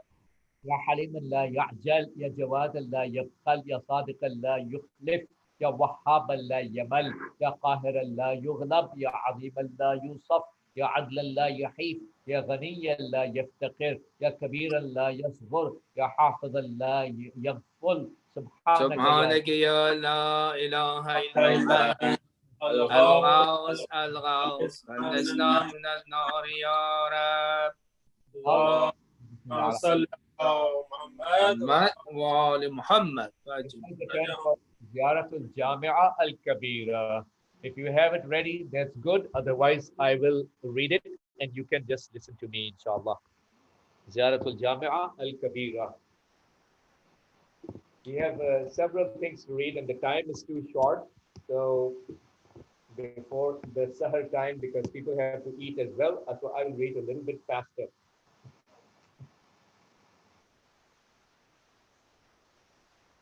اللهم صل على محمد وآل محمد. السلام عليكم يا أهل بيت النبوة وموضع الرسالة ومختلف الملائكة ومهبط الوحي ومعدن الرحمة وخزان العلم ومنتهى الحلم وأصول الكرم وقادة الأمم وأولياء النعم وعناصر الأبرار ودعائم الأخيار وساسة العباد وأركان البلاد وأبواب الإيمان وأمناء الرحمن وسلالة النبيين وصفة المرسلين وعشرة خيرة رب العالمين ورحمة الله وبركاته. السلام على أئمة الهدى ومصابيح الدجى وأعلام التقى وذوي النهى وأولي الحجى وكف الورى وورثة الأنبياء والمثل الأعلى والدعوة الحسنى وحجج الله على أهل الدنيا والآخرة والأولى ورحمة الله وبركاته. السلام على محال معرفة الله ومساكن بركة الله ومعادن حكمة الله وحفظة سر الله وحملة كتاب الله وأوصياء نبي الله وذرية رسول الله صلى الله عليه وآله ورحمة الله وبركاته. السلام على الدعاة إلى الله والأدلاء على مرضات الله والمستقرين في أمر الله والتامين في محبة الله والمخلصين في توحيد الله والمظهرين لأمر الله ونهيه وعباده المكرمين الذين لا يسبقونه بالقول وهم بأمره يعملون ورحمة الله وبركاته. السلام على أئمة الدعاة والقادة الهداة والسادة الولاة والزادة الحماة وأهل الذكر وأولي الأمر وبقية الله وخيرته وحزبه وعيبة علمه وحجته وصراطه ونوره وبرهانه ورحمة الله وبركاته. أشهد أن لا إله إلا الله وحده لا شريك له كما شهد الله لنفسه وشهدت له ملائكته وأولي العلم من خلقه لا إله إلا هو العزيز الحكيم.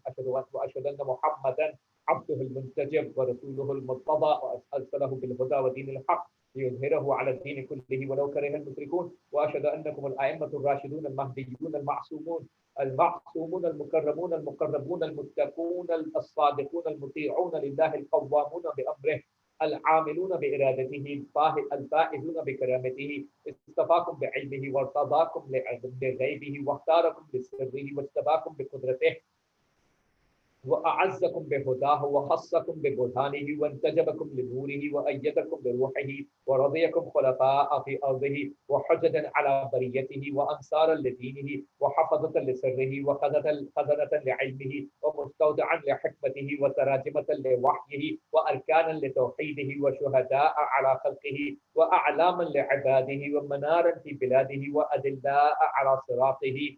عصمكم الله من الزلل وآمنكم من الفتن وطهركم من الدنس وأذهب عنكم الرجس وطهركم تطهيرا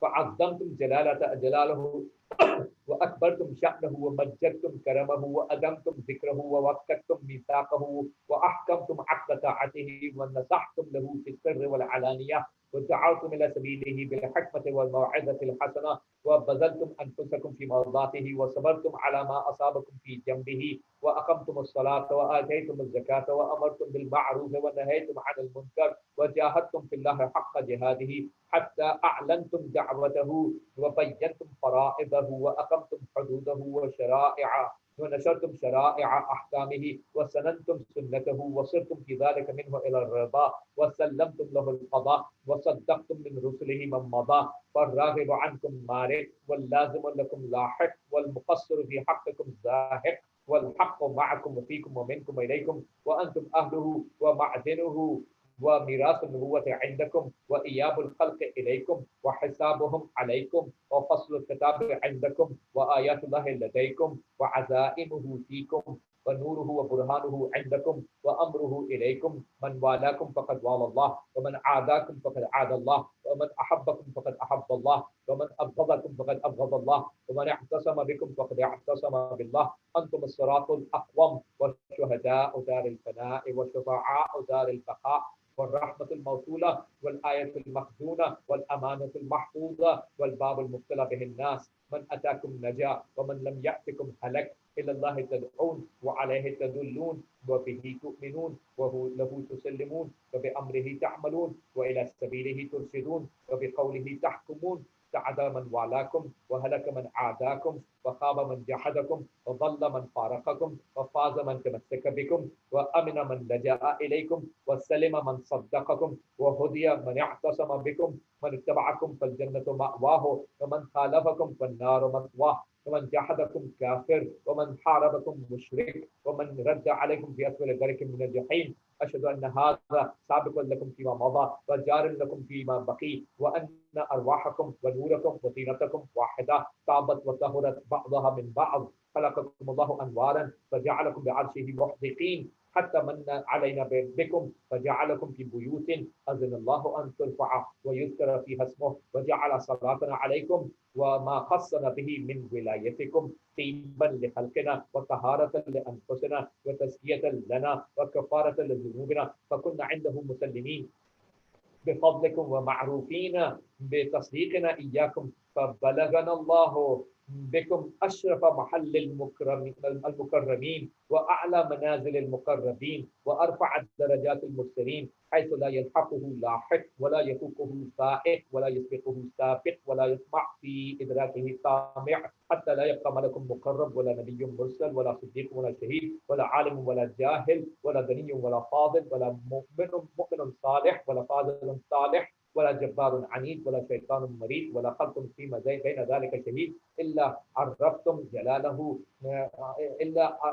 عرفهم جلالة أمركم وعظم خطركم وكبر شأنكم وتمام نوركم وصدق مقاعدكم وثبات مقامكم وشرف محلكم ومنزلتكم عنده وكرامتكم عليه وخاصتكم لديه وقرب منزلتكم منه بأبي أنتم وأمي وأهلي ومالي وأسرتي. أشهد الله وأشهدكم أني مؤمن بكم وبما آمنتم به، كافر بعدوكم وبما كفرتم به، مستبصر بشأنكم وبالضلالة من خالفكم، موال لكم ولأوليائكم، مبغض لأعدائكم، معاد لهم، سلم لمن سالمكم وحرب لمن حاربكم، محقق لما حققتم، مبطل لما أبطلتم، مطيع لكم، عارف بحقكم، مقر بفضلكم، محتمل لعلمكم، محتجب بذمتكم، معترف بكم، مؤمن بإيابكم، مصدق برجعتكم، منتظر لأمركم، مرتقب لدولتكم، آخذ بقولكم، عامل بأمركم، مستجير بكم، زائر لكم، لائذ عائذ بقبوركم، مستشفع إلى الله عز وجل بكم، ومتقرب بكم إليه، ومقدمكم أمام طلبتي وحوائجي وإرادتي في كل أحوالي وأموري، مؤمن بسركم وعلانيتكم وشاهدكم وغائبكم وأولكم وآخركم، ومفوض في ذلك كله إليكم، ومسلم فيه معكم، وقلبي لكم مسلم ورأيي لكم تبع ونصرتي لكم معدة، حتى يحيي الله تعالى دينه بكم ويردكم في أيامه ويظهركم بعدله ويمكنكم في أرضه، فمعكم لا مع غيركم. آمنت بكم وتوليت آخركم بما توليت به أولكم، وبرئت إلى الله عز وجل من أعدائكم ومن الجبت والطاغوت والشياطين وحزبهم الظالمين لكم الجاحدين لحقكم والمارقين من ولايتكم والغاصبين لإرثكم الشاكين فيكم المنحرفين عنكم ومن كل وليجة دونكم وكل مطاع سواكم ومن الأئمة الذين يدعون إلى النار.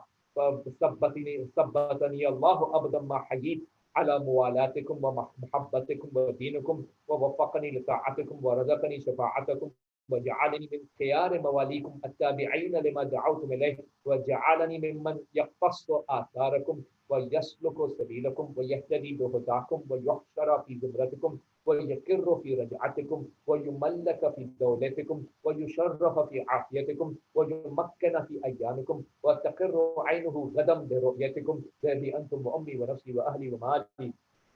من أراد الله بدأ بكم، ومن وحده قبل عنكم، ومن قصده توجه بكم. موالي لا أحصي ثناءكم ولا أبلغ من المدح كنهكم ومن الوصف قدركم، وأنتم نور الأخيار وهداة الأبرار وحجج الجبار. بكم فتح الله وبكم يختم وبكم ينزل الغيث وبكم يمسك السماء أن تقع على الأرض إلا بإذنه وبكم ينفس الهم ويكشف الضر، وعندكم ما نزلت به رسله وهبطت به ملائكته. وإلى جدكم بعث الروح الأمين، آتاكم الله ما لم يؤت أحدا من العالمين، تأتأ كل شريف لشرفكم وبقع كل متكبر لطاعتكم وخضع كل جبار لفضلكم وذل كل شيء لكم وأشرقت الأرض بنوركم وفاز الفائزون بولايتكم بكم يسلك إلى الرضوان وعلى من جحد ولايتكم غضب الرحمن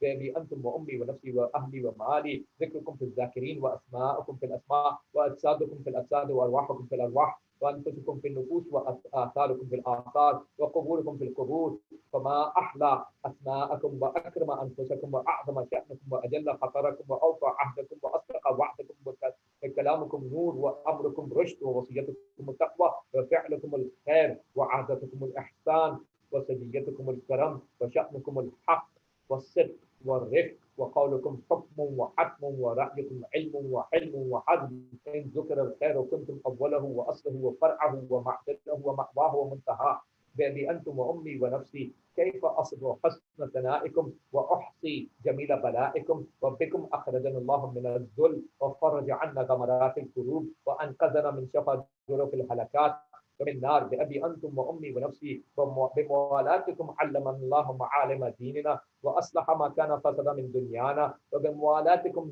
تمت الكلمة وعظمت النعمة واختلفت الفرقة وبموالاتكم تقبل الطاعة المفترضة ولكم المودة الواجبة والدرجات الرفيعة والمقام المحمود والمكان المعلوم عند الله عز وجل والجاه العظيم والشأن الكبير والشفاعة المقبولة ربنا آمنا بما أنزلت واتبعنا الرسول فاكتبنا مع الشاهدين ربنا لا تزغ قلوبنا بعد إذ هديتنا وهب لنا من لدنك رحمة إنك أنت الوهاب سبحان ربنا إن كان وعد ربنا لمفعولا يا ولي الله إن بيني وبين الله عز وجل ذنوبا لا يأتي عليها إلا رضاكم فبحق من ائتمنكم على سره واسترعاكم أمر خلقه وقرن طاعتكم بطاعته لما استوهبتم ذنوبي وكنتم شفعائي فإني لكم مطيع من أطاعكم فقد أطاع الله ومن عصاكم فقد عصى الله ومن أحبكم فقد أحب الله ومن أبغضكم فقد أبغض الله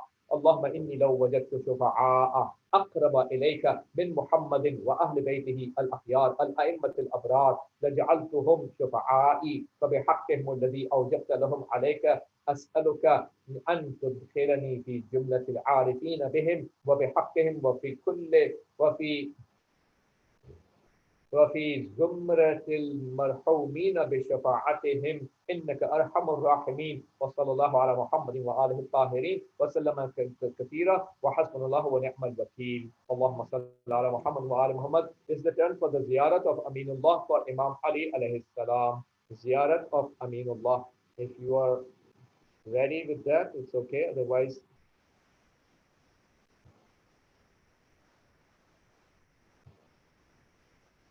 yes. Alhamdulillah. So it's on the screen. اللهم صل على محمد وآل محمد. السلام عليك يا أمين الله في أرضه وحجته على عباده. السلام عليك يا أمير المؤمنين. أشهد أنك جاهدت في الله حق جهاده وعملت بكتابه واتبعت سنن نبيه صلى الله عليه وآله حتى دعاك الله إلى جواره فقبضك إليه باختياره وألزم أعداءك الحجة مع ما لك من الحجج البالغة على جميع خلقه. اللهم فاجعل نفسي مطمئنة بقدرك راضية بقضائك مولعة بذكرك ودعائك محبة لصفة أوليائك محبوبة في أرضك وسمائك صابرة على نزول بلائك شاكرة لفواضل نعمائك ذاكرة لصوابغ آلائك مشتاقة إلى فرحة لقائك متزودة التقوى ليوم جزائك مستنة بسنن أوليائك مفارقة لأخلاق أعدائك مشغولة عن الدنيا بحمدك وثنائك. اللهم إن قلوب المخبتين إليك والها وسبل الراغبين إليك شارعة وأعلام القاصدين إليك واضحة وأفئدة العارفين منك فازعة وأصوات الداعين إليك صاعدة وأبواب الإجابة لهم مفتحة ودعوة من ناجاك مستجابة وتوبة من أناب إليك مقبولة وعبرة من بكى من خوفك مرحومة والإغاثة لمن استغاث بك موجودة والإعانة لمن استعان بك مبذولة وعداتك لعبادك منجزة والزلل من استقالك مقالة وأعمال العاملين لديك محفوظة وأرزاقك إلى الخلائق من لدنك نازلة وعوائد المزيد إليهم واصلة وذنوب المستغفرين مغفورة وحوائج خلقك عندك مقضية وجوائز السائلين عندك موفرة وعوائد المزيد متواترة وموائد المستدعمين معدة ومناهل الظماء مسرعة. اللهم فاستجب دعائي واقبل ثنائي واجمع بيني وبين أوليائي بحق محمد وعلي وفاطمة والحسن والحسين إنك ولي نعمائي ومنتهى مناي وغاية رجائي في منقلبي ومثواي.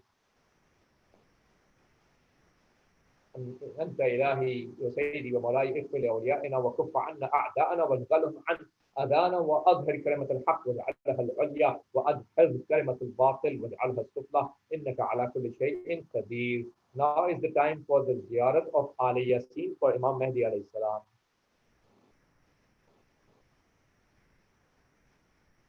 Ziyarat of Ali Yasin.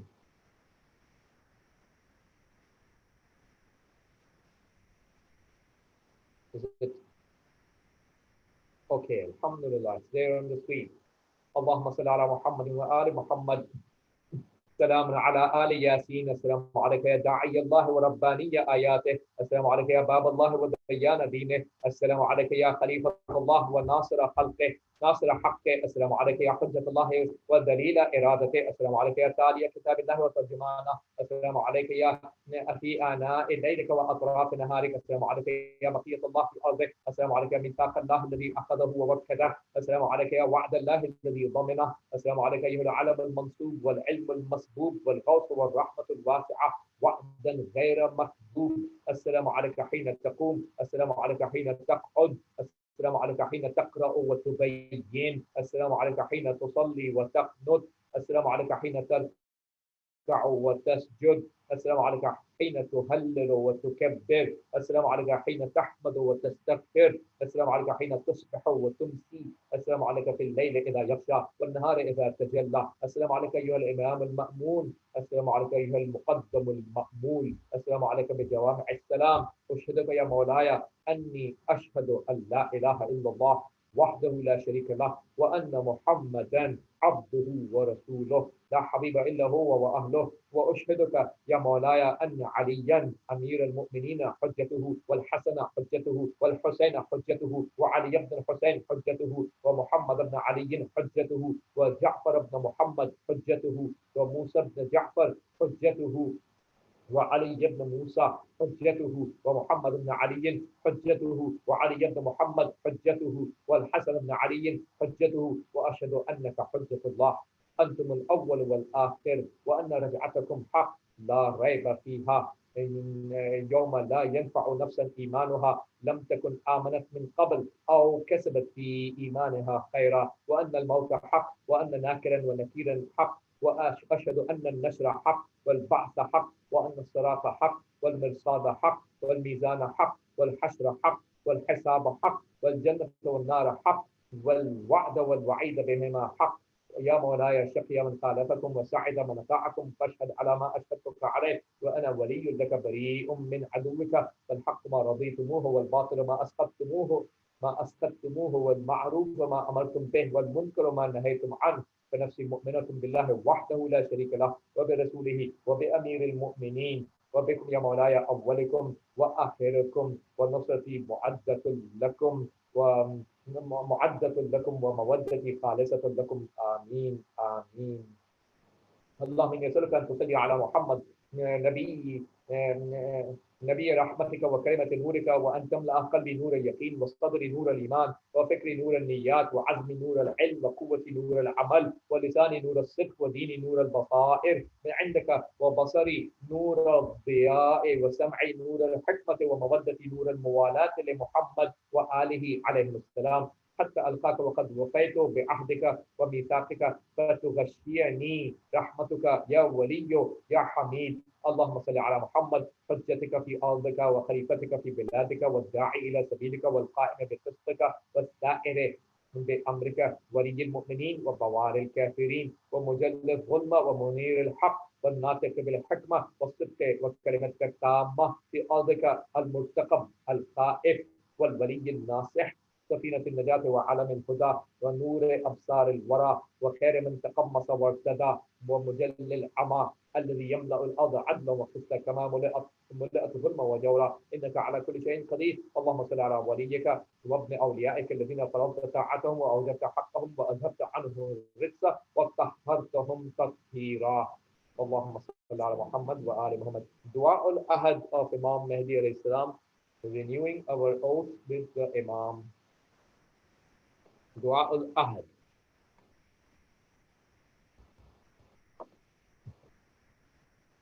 اللهم صل على محمد وآل محمد. اللهم بلغ مولاي صاحب الزمان صلوات الله عليه عن جميع المؤمنين والمؤمنات في مشارق الأرض ومغاربها وبرها وبحرها وسهلها وجبلها حيهم وميتهم وعن والدي وولدي وعني من الصلوات والتحيات زنة عرش الله ومداد كلماته ومنتهى رضاه وعدد ما أحصاه كتابه وأحاط به علمه. اللهم إني أجدد له في هذا اليوم وفي كل يوم عهدا وعقدا وبيعة في رقبتي. اللهم كما شرفتني بهذا التشريف وفضلتني بهذه الفضيلة وقصصتني بهذه النعمة فصل على مولاي وسيدي صاحب الزمان واجعلني من أنصاره وأشياعه والذابين عنه واجعلني من المستشهدين بين يديه طائعا غير مكره في الصف الذي نعت أهله في كتابك فقلت صفا كأنهم بنيان مرصوص على طاعتك وطاعة رسولك وآله وعليه السلام.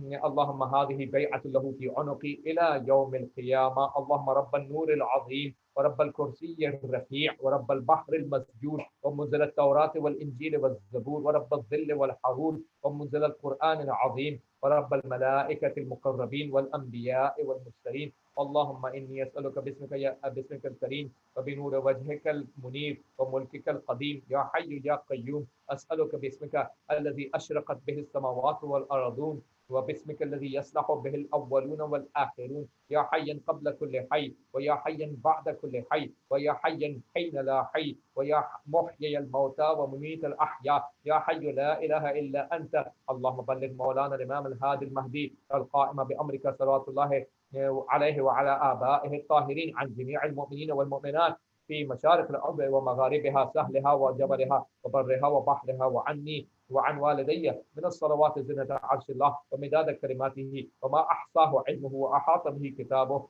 اللهم إني أجدد له في صبيحة يومي هذا وما عشت من أيامي عهدا وعقدا وبيعة له في عنقي لا أحول عنها ولا أزول أبدا. اللهم اجعلني من أنصاره وأعوانه والذابين عنه والمسارعين إليه بقضاء حوائجه والممتثلين لأوامره والمحامين عنه والسابقين إلى إرادته والمستشهدين بين يديه. اللهم إن حال بيني وبينه الموت الذي جعلته على عبادك حتما مقضيا فأخرجني من قبري مؤتزرا كفني شاهرا سيفي مجردا قناتي ملبيا دعوة الداعي في الحاضر والبادي. اللهم أرني الطلعة الرشيدة والغرة الحميدة واكحل ناظري بنظرة مني إليه وعجل فرجه وسهل مخرجه وأوسع منهجه واسلك بي محجته وأنفذ أمره واشدد أزره واعمر اللهم به بلادك وأحيي به عبادك فإنك قلت وقولك الحق ظاهر الفساد في البر والبحر بما كسبت أيدي الناس فأظهر اللهم لنا وليك وابن بنت نبيك المسمى باسم رسولك حتى لا يظفر بشيء من الباطل إلا مصدقه ويحق الحق ويحققه واجعله اللهم مفزعا لمظلوم عبادك وناصرا لمن لا يجد له ناصرا غيرك ومجددا لما عطل من أحكام كتابك ومشيدا لما ورد من أعلام دينك وسنن نبيك صلى الله عليه وآله واجعله اللهم ممن حصنتهم من بأس المعتدين. اللهم وسر نبيك محمدا صلى الله عليه وآله برؤيته ومن تبعه على دعوته وارحم استكانتنا بعده. اللهم اكشف هذه الغمة عن هذه الأمة بحضوره وعجل لنا ظهوره إنهم يرونه بعيد ونراه قريبا برحمتك يا أرحم الراحمين. العجل العجل يا مولاي يا صاحب الزمان العجل العجل يا مولاي يا صاحب الزمان العجل العجل يا مولاي يا صاحب الزمان. And now is the turn for ziyarat of Imam Hussein for the night of Qadr. Ziyarat of Imam Hussein specific to the night of Qadr, death ziyarat. If you had the ziyarat ready, that's good. Otherwise, ziyarat of Imam Hussain specific to the night of Qadr. Okay, it's there. Alhamdulillah. اللهم صل على محمد وآل محمد. السلام عليك يا ابن رسول الله. السلام عليك يا ابن أمير المؤمنين. السلام عليك يا ابن الصديقة الطاهرة فاطمة سيدة نساء العالمين. السلام عليك يا مولاي يا أبا عبد الله ورحمة الله وبركاته. أشهد أنك قد أقمت الصلاة وآتيت الزكاة وأمرت بالمعروف ونهيت عن المنكر وتلوت الكتاب حق تلاوته وجاهدت في الله حق جهاده واصطبرت على الأذى في جنبه محتسبة حتى أتاك اليقين. أشهد أن الذين خالفوك وحاربوك والذين خذلوك والذين قتلوك ملعونون على لسان النبي الأمي وقد خاب من افترى. لعن الله الظالمين لكم من الأولين والآخرين وضاعف عليهم العذاب الأليم. أتيتك يا مولاي يا ابن رسول الله زائرا عارفا بحقك مواليا لأوليائك معاديا لأعدائك مستبصرا بالهدى الذي أنت عليه عارفا بضلالة من خالفك فاشفع لي عند ربك. السلام عليك يا حجة الله في أرضه وسمائه. صلى الله على روحك الطيب وجسدك الطاهر وعليك السلام يا مولاي ورحمة الله وبركاته. And now at the end I will recite Dua ul-Baha, which is recited in the Sahar of Ramadan. So it's almost close to the time of Sahar, and we will end it here inshallah after Dua ul-Baha and the Dua of Imam alayhi salam. Allahumma salli ala Muhammadin wa ali Muhammad. So Ya Mafza'i, we'll read Ya Mafza'i before the Dua ul-Baha. So اللهم صل على محمد وآل محمد. يا مفزعي عند كربتي ويا غوثي عند شدتي إليك فزعت وبك استغثت وبك لزت لا ألوذ بسواك ولا أطلب الفرج إلا منك فأغثني وفرج عني يا من يقبل اليسير ويعفو عن الكثير. اقبل مني اليسير واعف عني الكثير إنك أنت الغفور الرحيم. اللهم إني أسألك إيمانا تباشر به قلبي ويقينا حتى أعلم أنه لن يصيبني إلا ما كتبت لي ورضني من العيش بما قسمت لي يا أرحم الراحمين. يا عدتي في كربتي ويا صاحبي في شدتي ويا وليي في نعمتي ويا غايتي في رغبتي. أنت الساتر عورتي والآمن روعتي والمقيل عثرتي فاغفر لي خطيئتي يا أرحم الراحمين. دعاء البهاء. اللهم صل على محمد وآل محمد. اللهم إني أسألك من بهائك بأبهاه وكل بهائك بهي. اللهم إني أسألك ببهائك كله. اللهم إني أسألك من جمالك بأجمله وكل جمالك جميل. اللهم إني أسألك بجمالك كله. اللهم إني أسألك من جلالك بأجله وكل جلالك جليل. اللهم إني أسألك بجلالك كله. اللهم إني أسألك من عظمتك بأعظمها وكل عظمتك عظيمة. اللهم إني أسألك بعظمتك كلها. اللهم إني أسألك من نورك بأنوره وكل نورك نير. اللهم إني أسألك بنورك كله. اللهم إني أسألك من رحمتك بأوسعها وكل رحمتك واسعة. اللهم إني أسألك برحمتك كلها. اللهم إني أسألك من كلماتك بأتمها وكل كلماتك تامة. اللهم يسألك بكلماتك كلها. اللهم يسألك من كمالك بأكمله وكل كمالك كامل. اللهم يسألك بكمالك كله. اللهم يسألك من أسمائك بأكبرها وكل أسمائك كبيرة. اللهم يسألك بأسمائك كلها. اللهم يسألك من عزتك بأعزها وكل عزتك عزيزة. اللهم يسألك بعزتك كلها. اللهم يسألك من مشيتك بأمضاها وكل مشيتك ماضية. اللهم يسألك بمشيتك كلها. اللهم يسألك من قدرتك بالقدرة التي استطلت بها على كل شيء وكل قدرتك مستطيلة. اللهم يسألك بقدرتك كلها. اللهم يسألك من علمك بأنفذه وكل علمك نافذ. اللهم يسألك بعلمك كله. اللهم يسألك من قولك بأرضاه وكل قولك رضي. اللهم يسألك بقولك كله. اللهم يسألك من مسائلك بأحبها إليك وكل مسائلك إليك حبيبة. اللهم يسألك بمسائلك كلها. اللهم إني أسألك من شرفك بأشرفه وكل شرفك شريف. اللهم إني أسألك بشرفك كله. اللهم إني أسألك من سلطانك بأدومه وكل سلطانك دائم. اللهم إني أسألك بسلطانك كله. اللهم إني أسألك من ملكك بأفخره وكل ملكك فاخر. اللهم إني أسألك بملكك كله. اللهم إني أسألك من علوك بأعلاه وكل علوك عال.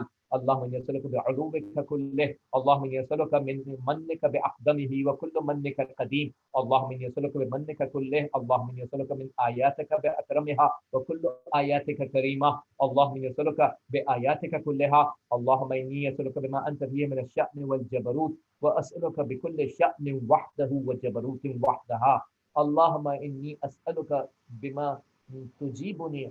تجيبني به حين أسألك فأجبني يا الله. Now seek your hajat from Allah. Allahumma salli ala Muhammad wa ali Muhammad.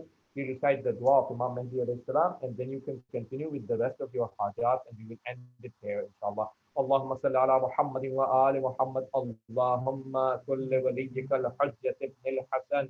صلواتك عليه وعلى آبائه في هذه الساعة في كل ساعة وليا وحافظا وقائدا وناصرا ودليلا وعينا حتى تسكنه أرضك طوعا وتمتعه فيها طويلا. اللهم عرفني نفسك فإنك إن لم تعرفني نفسك لم أعرف نبيك. اللهم عرفني رسولك فإنك إن لم تعرفني رسولك لم أعرف حجتك. اللهم عرفني حجتك فإنك إن لم تعرفني حجتك ضللت عن ديني. One Surah Al-Fatiha for all the mu'mineen who have passed away.